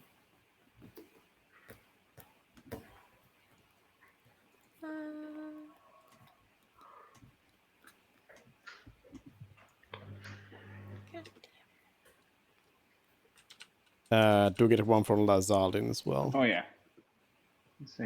Insight. Normal roll. Oh Wah, god. wah, wah, wah. Okay. So all of you except for Lazaldin know that they're lying. even with the one. No, Lazaldin does not. Sorry, that was Lazardo that was Lars. believes them to believe to speak gospel truth. Yeah. As Lazardin is getting a look on his face, oh shit, we messed up. Celeste will kind of elbow him and go like, no, they're not, they're lying. Okay. Farmers Guild. Farmer Hamish. What's with the cages in the other room? They're for cattle. No, they're not. What are they doing in the sewer? It costs a lot to own land in the city. And you get the cattle down the ladder Into the sewers. into the sewers. Hamash just kind of blanks out at that point. Okay, great. So is he unconscious again? No. It's just like doesn't really know what to say. I think I'm gonna signal to Lars and Celeste, whoever wants to try an intimidation. I kind of look at Mervyn, get the hint, and well, kind of awkwardly raise the great axe up, like, well, if this one doesn't talk, we can always try the rest, and kind of give a questioning glance to Mervyn. I'm gonna be like, you're not gonna get blood on these beautiful roads. Take just one step back. Yeah. All right. One down, 10 to go. You want before we go through with this, Hamish, you want to try that again? So does Celeste want to do a roll? Yeah. Sure. What would it be? Intimidation? Intimidation, yeah. Fair enough. Normal roll. Oh, yes. All right. So Hamash is clearly like terrified of Celeste right now. I think Hamash might have been one of those who got bonked by Celeste anyway. So oh yeah, this was the one who was running away, by the way. Yeah. Yeah. So they did definitely get bonked by Celeste twice. And yeah. Okay, so Hamash just says, okay. I lied. It's not the farmers club, but I can't tell you. The boss will kill me. Your boss isn't here? I'm gonna say, do you mean shiny plate over there? And I'll point to bandit number 11. Whose shiny plate you have stolen already. Yeah. Hamash looks at the unconscious human there and just like nods and says, yeah, that one. You Wow. do realize that we're gonna be turning you in, right? So there's no chance that he will be, killing you. But the gods aren't going to be doing anything to us. Maybe we could take care of this Wait, what do you mean the friend guards of will- yours. Maybe he doesn't have to come back into the surface again if you're cool. There's always going to be a new one. Wait, what do you mean the guards won't do anything? They turn a blind eye to our things. See, I knew it. I didn't like this job from the beginning. I hate cops. I just knew that they were Mervyn, do you have a history? Yes, I wrote like one thing from Mervin's backstory, and it pretty much centers around hating cops. I'm gonna ask Hamish if there are any traps in this room, and what exactly they're doing with this room. Traps? I don't know. Why would we put traps in there? What's this room for? Well, yeah, I guess the door with the password was the trap. I know I thought this was a spiky door. Never mind, I'm an idiot. Okay. Oh, I see. Yeah, no, it's just a regular old door. At this point, I'm going to step in front, really take center stage, so to say, and I'm going to ask Hamish here. What was your last job that you guys did as a farming club? Look, I can't talk about it. You must understand. I'm gonna get in so much trouble if I do. I've sworn that I'll never say anything about it.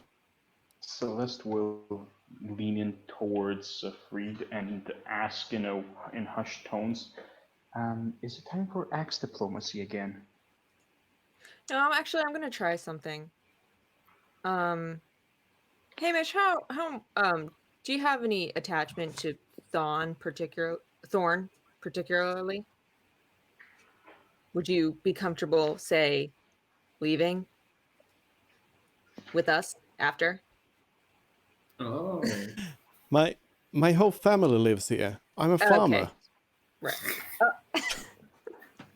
And actually, like this time, like you don't think like being a farmer is a lie. Okay, The whole farmers club thing was a lie, but actually, you do believe that Hamash might actually be a farmer. All right, fine. All right. Can I just step into this room and see what's going on here? Then let's just end this mystery once and for all. Yeah. Yep, you can move in there. What are these things? They What are these cages. filthy cops been up to. They are human-sized cages, or like medium humanoid-sized cages. anyone in there? Nope. As you can see, there's nothing in there, and then there's just storage with some stuff, some like supplies for living. I'm just gonna. I'm just gonna Step. relay this back to the party. There are human-sized cages there. They're doing some kind of trafficking, and someone's gonna have to answer for this. Okay, Is it now gonna be I'm going you, to Hamish? try and persuade Hamish here. If you'd like, we can knock you out again after you tell us what we need to know. That way, there's no blame on you, and you don't end up killed. Yeah, they won't know who snitched. Here in the So line. should I roll persuasion or? Sure. Go ahead. Persuasion.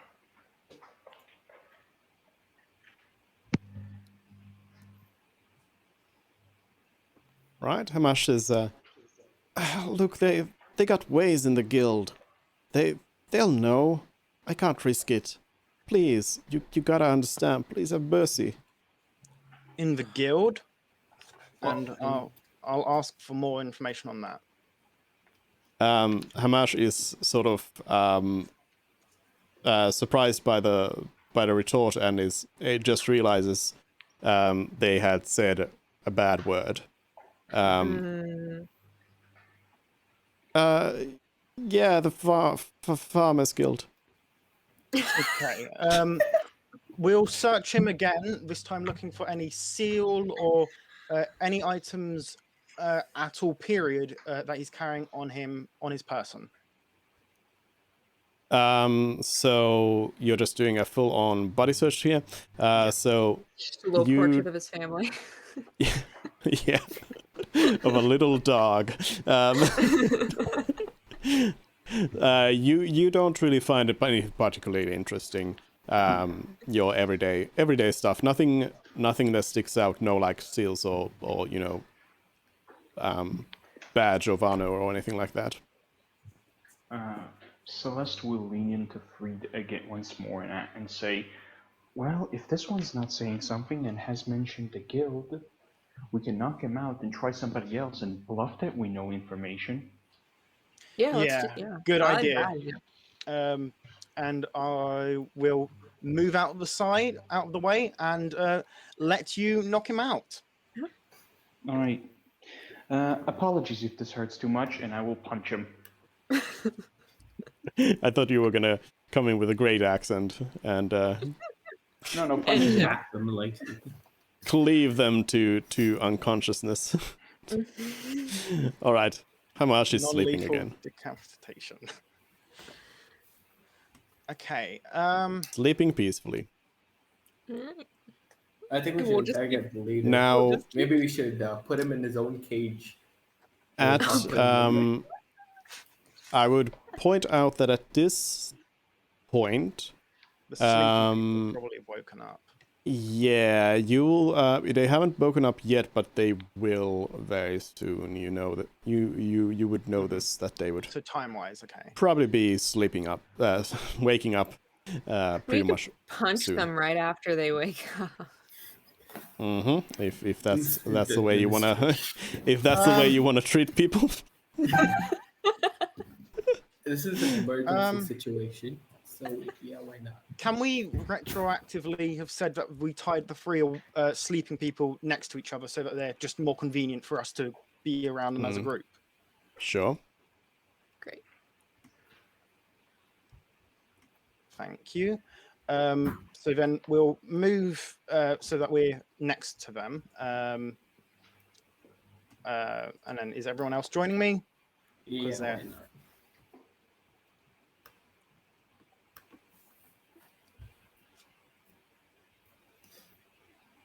Okay. And we've searched them. They have no weapons. It's just a female and two males. I guess I will slap all three of them in a line to wake all of them up at once.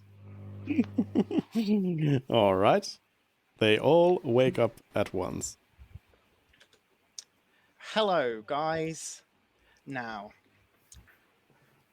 we're here from the guild, and our boss isn't too happy with you guys. And then I'll just leave them to respond to that. So the dwarven woman is about to say something, but then bandit number 5 here speaks up first and says, "Oh, what guild? You don't even know the password." We're from a different branch.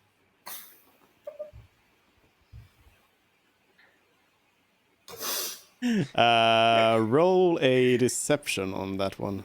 Oh, we can drop the guildmaster's name.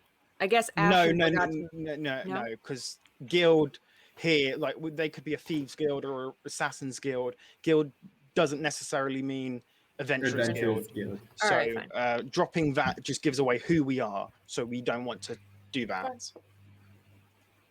Fred stops me before I open my Deception. All right. We've learned from All Hail the Rat King not to. All right. The bandit looks at you, kind of doesn't seem to believe you exactly, but just as well. Why didn't they tell you the password? We were just told to come here urgently, and the boss didn't give us details. We were told you guys would explain everything.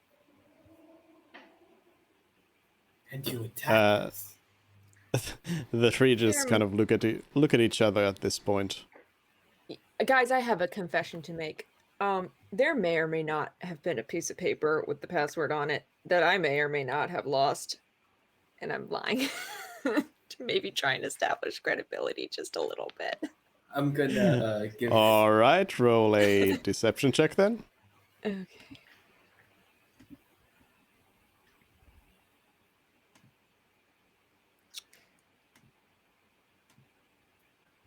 All hail the Rat King.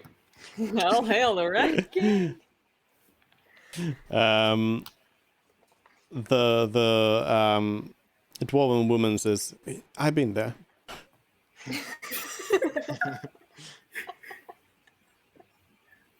I'm just gonna give Merv a dirty death stare. Kind of sell it. Yeah. I look ashamed of myself. All right.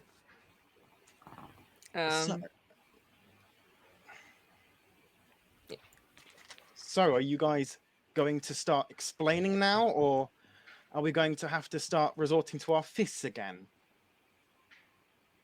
The one in the middle who has been silent so far speaks up and says, "Please don't hurt me. I'll tell you whatever you want."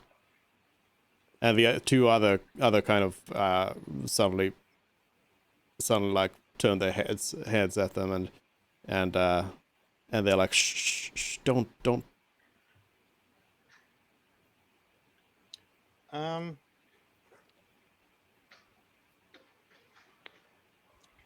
After that, Should we just? I think we should just knock the other two out. And focus on the one that might be willing to tell us everything, and then we can just say something like, "We're on a very tight schedule here. We have other jobs." we are, yeah. I'll say we're on a tight schedule, and if you don't want to talk, Mister, if you don't want to talk publicly, then we can silence your friends here.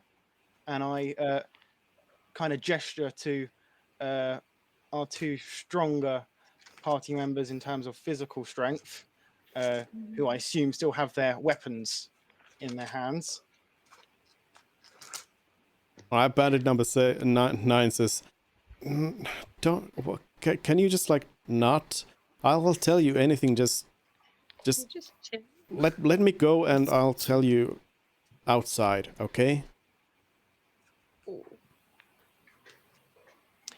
On that note, I will signal to Celeste to. I'll point to. I'll signal to Celeste and point at Bandit 5, and hope that the message goes across. To carry him out, or to knock Bandit 5, who isn't the one who's agreeing to talk. To knock him out. Yep. Celeste, put the axe down, hold it with one hand, and with the other, apologies if this hurts, but business is business, and we'll punch. All right, Bandit 5, who is already bruised from all the quarterstaff smacks from Mervyn, is now bruised a little bit more and unconscious again.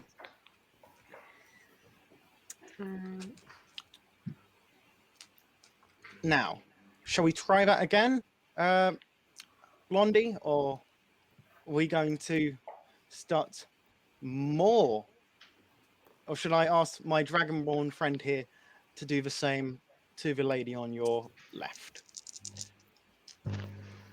Look, honestly, I don't really care that much about them, but I just wanted you to stop being so violent. Can't we just like talk this out? I mean, I'd love to talk this out, but I'm not the one in charge here. He is. If he tells Talk me this to out? punch someone, I will. So if you want to talk to him, not me. Yeah, we don't have time for this. You're kind of putting a damper on our day. Just tell us everything we need to know and do so quickly, or you're going to be unhappy, we're going to be unhappy, everyone's going to be unhappy. So just help yourselves and help us and start speaking. Okay, bandit number 9 says, I'll tell you if you release me, okay? Untie me and I'll tell you everything. What does untying you have to do with your words and the mouth you have? Speak now, or I'll get her to punch you. All right, now I'd I like just shrugged. Frid to drop a intimidation check on this. Is that with the plus? It's No. probably fine. It's probably fine. The bandit says, fine, I'll tell you, and then you untie me, okay? Agreed. Depends Yeah. on what you tell us. Yes. All right, what do you want to know then? What are you guys doing here? Well, we were having a meeting. Regarding The next job. Which And- was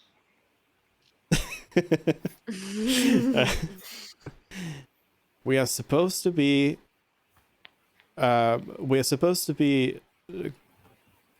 doing a little bit of a stint to the noble district. Mm.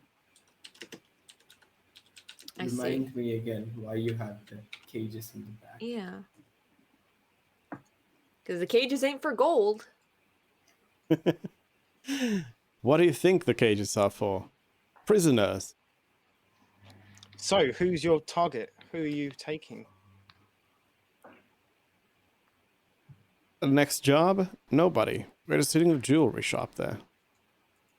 Okay. Who was the last prisoner that you took? They're trying to think. It seems like it hasn't been used in a while. It's for so like they're it's just for like like, kidnappings. do you ask this of the bandit? Yes. Are the cages for like kidnappings and stuff, or like trafficking? The I bandit guess says, those are very similar, but I meant like kidnapping ransom versus trafficking. I mean, you know, we take prisoners for this and that reason. It depends on who's paying. Okay, so both. Now, seeing as some information got lost in transit, where were we? No. Who does your boss report to? Mm. Exactly that.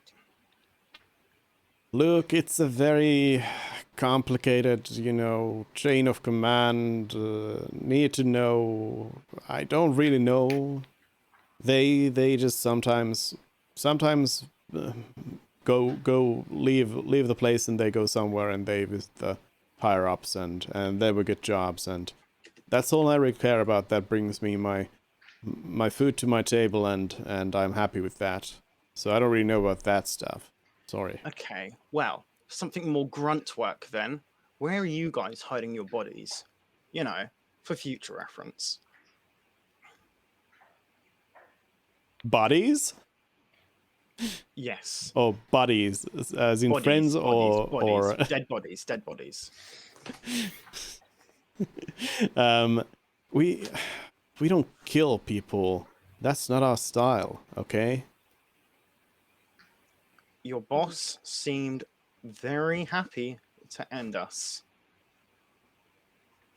Well, I mean, you're the ones who barged into our home, so you know, I don't know about where you're from, but here that's kind of bad manners. Listen, we think that your boss's or your boss's boss is a rat. They may be trying to. The Rat King. They may be trying to, you know, maybe get the police on us, maybe have some unwanted attention drawn to our organization. So it's very important that you tell us who it is so that we know who to take out next. What even is your organization? You know, the guild, idiot. The guild. But All we're so allowed to say is we're from the guild. Fine. Well, I mean, look, I don't know too much about that stuff. If you want to know something, you probably should ask the boss. Oh, shiny plate? Yeah. Okay. What's up with that armor anyway? Where'd he get it? I don't know really. It must have been one of the jobs. It's some sort of weird magic stuff. Apparently never gets dirty or something. We've like thrown ale at it and it just doesn't stick, and it's pretty cool stuff. But I don't know. It's kind of the boss likes it a lot, but I think it's a little bit, it's not really my style. And does he have anything similar to that around here? I mean, special. Well, I mean, the only other special thing I know of is the potion. Now, where's that? Yeah, it would be over there. And they point out at the cupboard over here. Now, have you been told what the potion does? Yeah, it's some sort of thing that heals your wounds or something along those lines. Hell yeah. Oh, Yeah, let's go Okay. get that. I don't You've think she been can useful.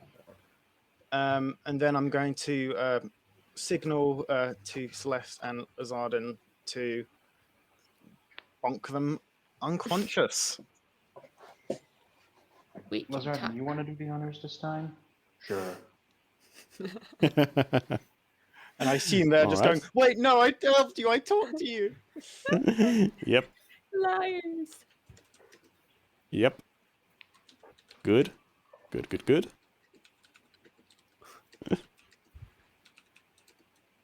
Okay. And then? Bandit number 11. Yep, that's where we're going next, I'd say. Alright, I'll move them up here.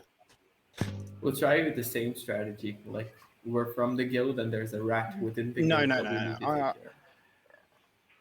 Because then if he's a leader, then he's going to know names and want us to know names. So that's not going to work, I don't think. I mean, if they're scared, they're obviously not scared of bandit number 11, are they? He's probably not like the leader. He's probably like someone. He's the that- leader of the group here. Yeah. Yeah. Hamish said that if he squealed, He was, shiny plate would kill him. So I don't. Yeah. So he is. I don't know.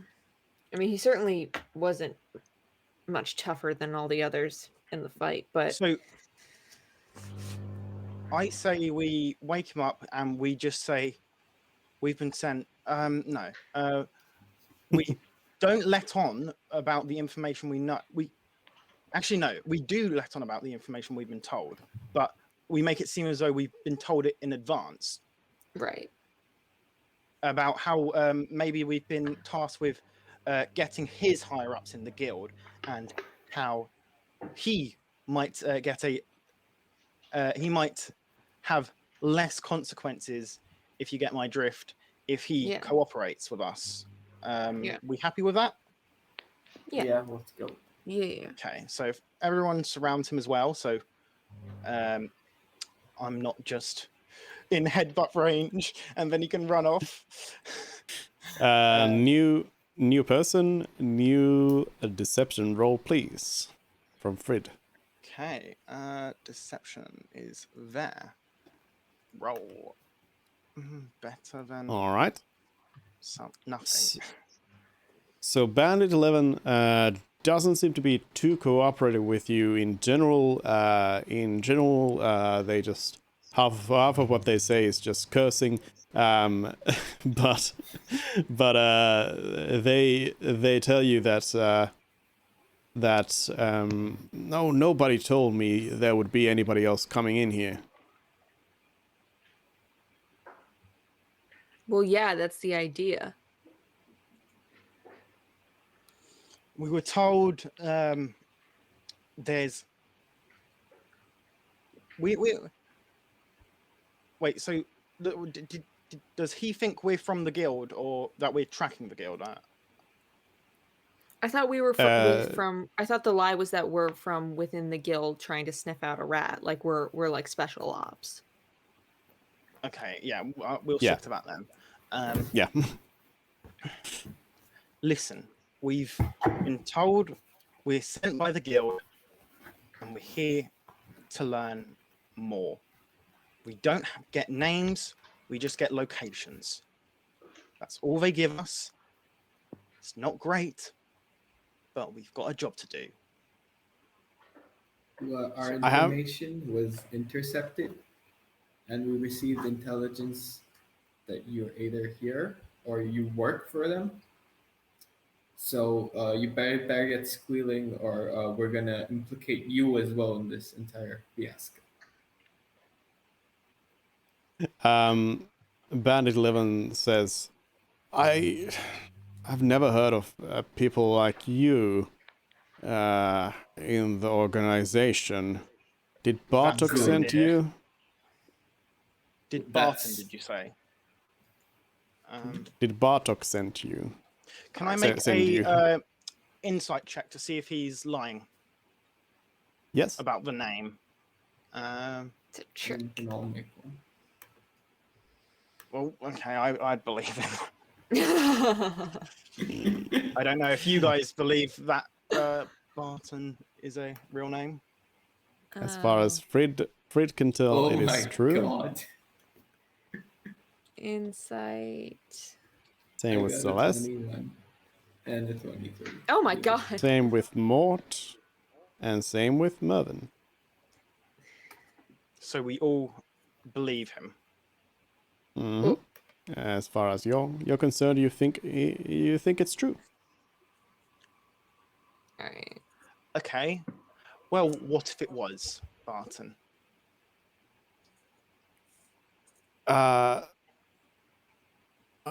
And then the bandit says, I knew that sniveling bastard had it for me. Just what are you after here anyway? And by the way, can I have my armor back? Depends where And you how get it. cooperative you are.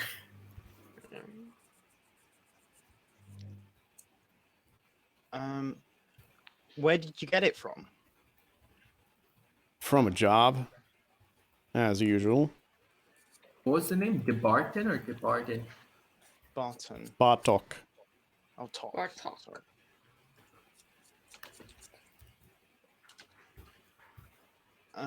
We just want the name of the person you report to so we can follow the trail. And we also need a log of your activities. Oh, yeah. Don't tell me you don't have an invoice book with outgoing costs and ingoing costs, because that's not going to fly. At this point, the bandit seems to kind of the more you talk, the less trusting they seem to be in you. Like they Okay, started let's off reveal. believing you quite readily, but now they start to be a little bit suspicious of you because you're asking some very weird questions Answer the from question, them, then we'll give and you your armor back. let That's me the let me trump finish. card. Let me finish. So Oh, sorry. they are being suspicious right now, and they tell you that you should know that I don't know the name of the person I Oh. answer to. No, what we're searching for is what you call him. What? And The boss, What do you mean? of What do you course. No, like they might have a code name, right? That's what I thought. No. Right. How do you contact him, or do you know where he is? How do you normally contact him? Yeah. We meet at the we meet at the shrine. Okay. We're trying. The shrine to Mask. Of Damask or Amask? Mask. The deity, Mask. Oh, Mask. Oh, Can I just ask you if I know who Mask is, or should I roll like a history check?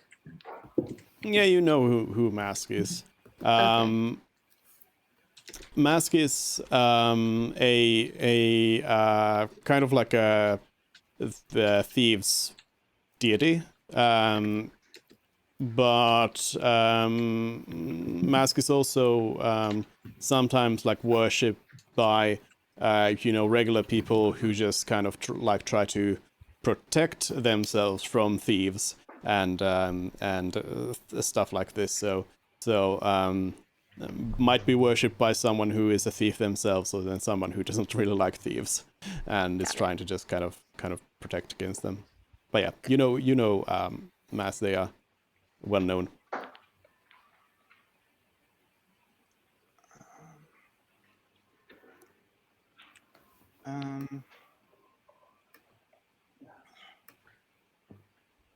When are you meeting him next? Well, next meeting is tomorrow in the evening. what time? Okay. Sundown. Now, I'll look at Mervyn. This time, I'm going to remember the password.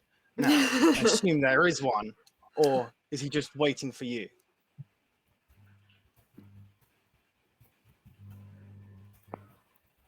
You're asking the bandit for the password? Yeah. Or if there's a password, or if he's just expecting Bandit 11. Oh, there's no there's no password. It's always just you just meet at the same place, and I go. have disguise self. Just Oh, they describe have to his you. armor. They describe you to you like the location, the particular location where the meeting takes place at the shrine. The How bar much? might also. How much money are you planning on giving him, or do you have to give him? what's his cut? I'm not paying anything. We'll just discuss jobs. No. Oh yeah. Wait. Normally, how it works is they'll take a bit of the income that they did in a job because they gave them that job. Like Right, but rob this if jewelry store and then they'll take 15% of whatever they take. Okay. It doesn't Normally, work in like what that here. situation is the question? Yeah. I mean, what are you assuming is going on here? Is a I think they're is in a between completely different jobs question. because there's absolutely nothing in the storeroom. So they're meeting to discuss the other guy said the jewelry store robbery.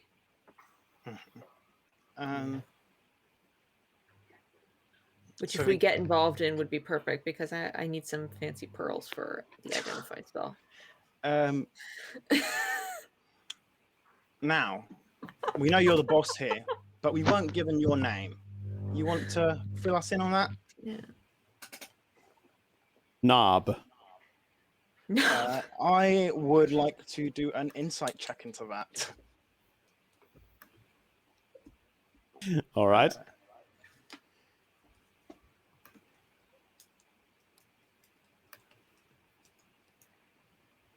You believe it's true? Okay.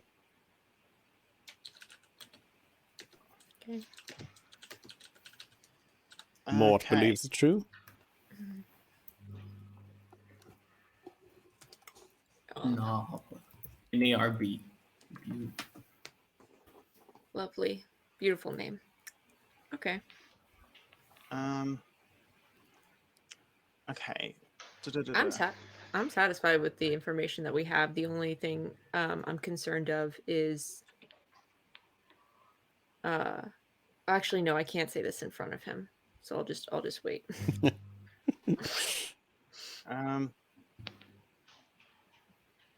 Is this all the 10 people here?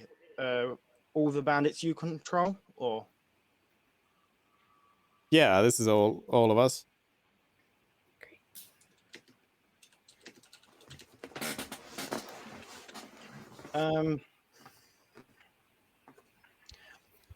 Other than the magic armor you have, and I believe we were told that you'd have a magic potion. Is there anything else I need to know? And where would the potion be? It's in the cupboard. Yeah, I know that, but yeah, they say no. There's nothing else. But I mean, I'd like my armor back, and that's where you find the potion in the cupboard. But I hope you're not gonna steal that from us as well.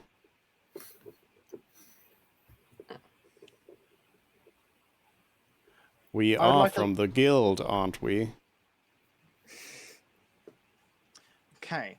Now, about the guild. We need to know how you're recruiting your members and how much contact you've had with the guild.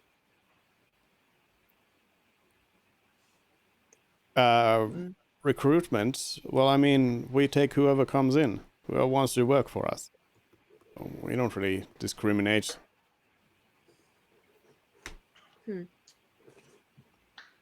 Okay. How much contact do you have with the guild? You know, I talk to the boss every now and then, and that's it.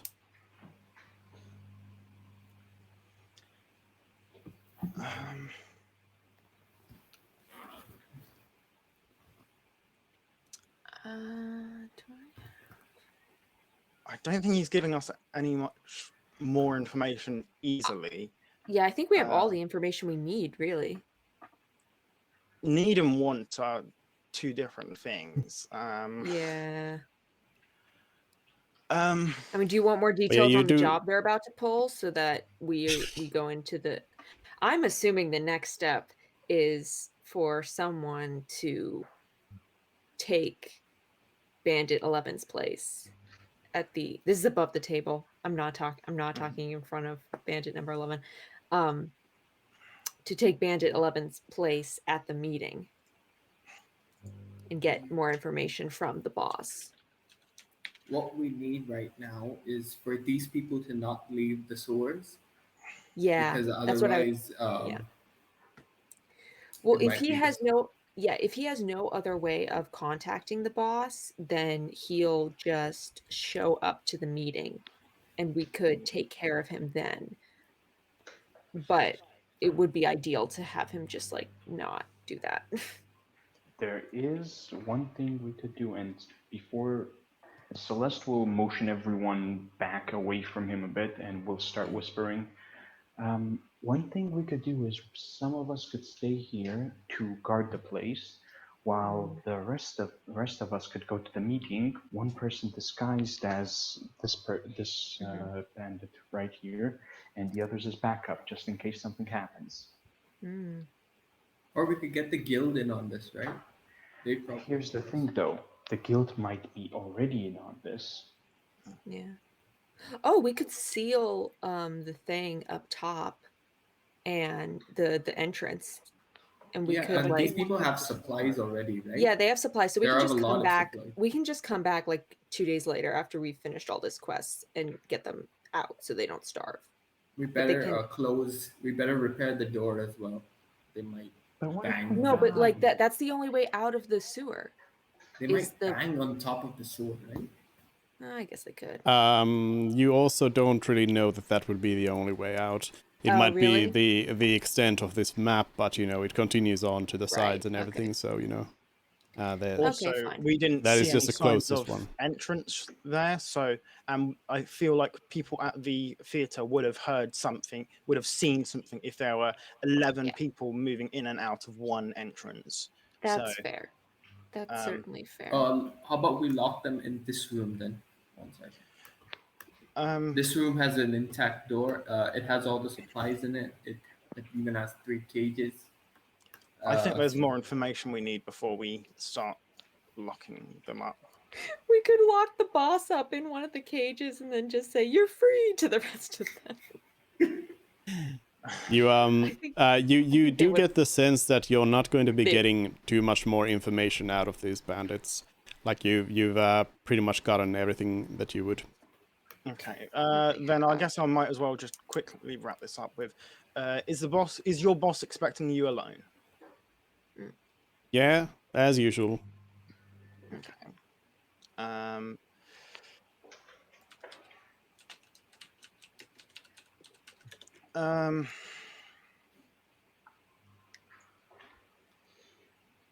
I Do we think I'm just just wanna- gonna. Do we just Wait. want to knock him out and loot the place? Yes. Let's knock him out. Let's move all of them to the storage room. Let's leave them a note saying we'll come back for them later. Yeah. Sit tight. Have fun. Maybe a Let's- few buckets from the well of water. Yeah, I think they should be good supply wise. Yeah. And we'll just leave them like the playing cards. As Yeah, like they'll be special treat. Be fine. Now, Yeah, I you have can- Go on, sorry, Dupe. You can tell that you have they have enough supplies there to live for like a week. Okay. So we'll just come back in a few days. We could get. Is it possible for us to like seal the door that way so that they won't come out? And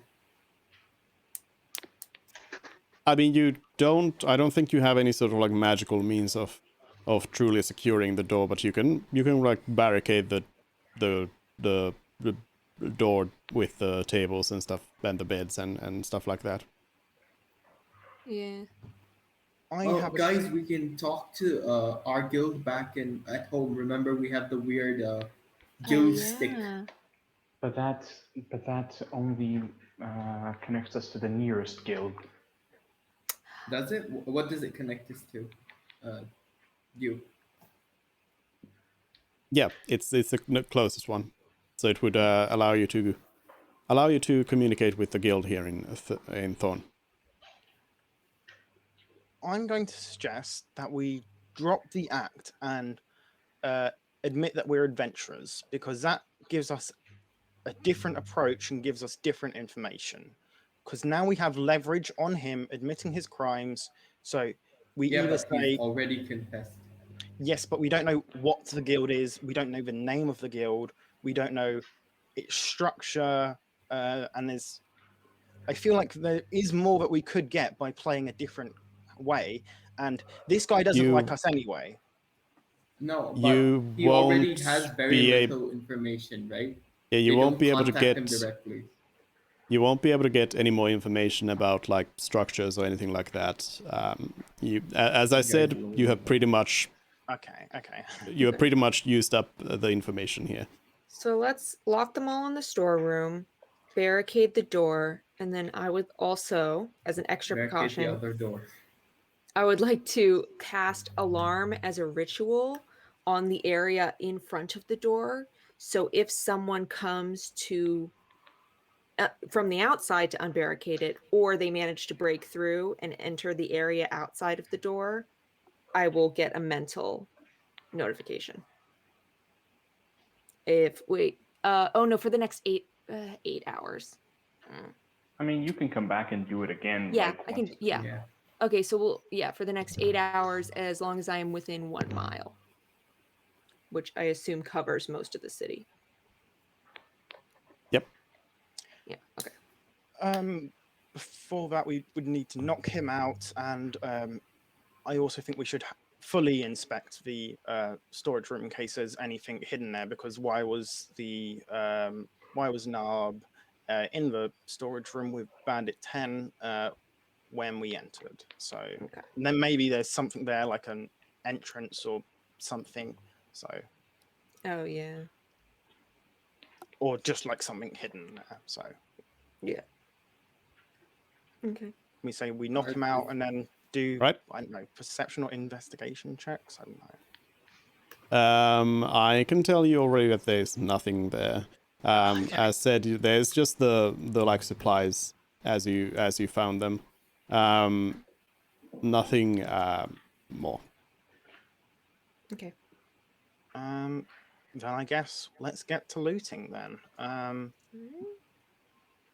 We've taken his armor. Mort's got that. Does the loot on the table work? Yes. I think we should leave some of them for these guys. It's gonna be boring for 3 days. Maybe we should get them on the way back. And besides, if they're playing cards, they're less likely to try to escape. Yeah, no, the playing cards we leave. I don't really need the playing cards right now. But I'd kind of like the loot. I'll be honest. So, I'd like to take the loot. Can I? May I? All right, you steal the loot. Okay. What kind of armor is the shiny armor? It is scale mail. Oh, heavy. No, medium. Oh, medium. Is there a disadvantage to stealth with scale mail? Yep. Oh, god. Since no one else is doing it, I'll go to the cupboard and look for the potion. You find a potion.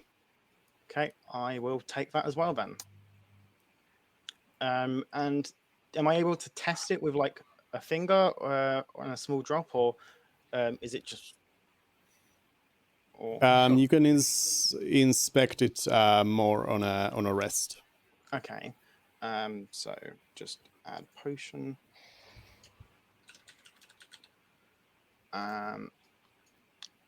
And then I guess might as well look in the other cupboard. Is there anything of interest in there? You find some bed sheets. Okay. We'll toss them in the with the guys. that room. Are these dressers? Yep. Then I shall quickly look in those. Nothing in there. In any of them, or no, nothing interesting in any of it. Okay. And what was this over here? Sorry, the red line. That's like a shooting target, dots target. Okay. They've been using it for like throwing knives. And can I quickly search the weapons rack to see if there's any notable? There was weapons? nothing. Still nothing. Still nothing. I can tell you, there's nothing. Okay. Then I'm done with this place. I will leave it if everyone else is happy to as well. All right. And with that, then we will put a pin on this adventure. And put alarm in the chat, just so people see it. Yeah, you put down the alarms and everything. Yeah. Yes, but very good. We're done with today's adventure, today's session. Ran a little bit long here, but yeah, we made it through your first combat adventure.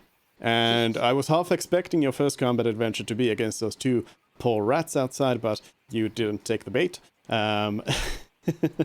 So it was instead against a bunch of farmers and other people. But yeah, we'll continue on from here next week, and hopefully we'll have Brody as well to play Lazard in here, and hopefully everyone else can also make it as usual. And the venture continues. All right, just to confirm, the infernal screaming was caused by these guys. Great We question. don't know. Should we wake somebody up and The You could session do that. You could do that next time. Yeah. yeah, fair. All this right. was a pretty good session, guys. Yeah. But yes, we'll return next week. Thank you, everyone, for today. Thanks for hosting it. Yeah. Till Thank you. next week. For the session. Yeah. Bye. Bye. See you guys. Bye. Bye-bye. And oh yeah, that doesn't work. Well, anyways, for anyone in the in the stream as well, bye. I will be back in about 15 minutes, I suppose, with the Lemnis Gate tournament. But I'll cut the stream here anyway. But yeah, see you all, and yeah. Oh wait, that killed my camera. Okay, well, yeah. See you in about 15 minutes with Lemnis Gate stream. Thanks for joining in. Bye.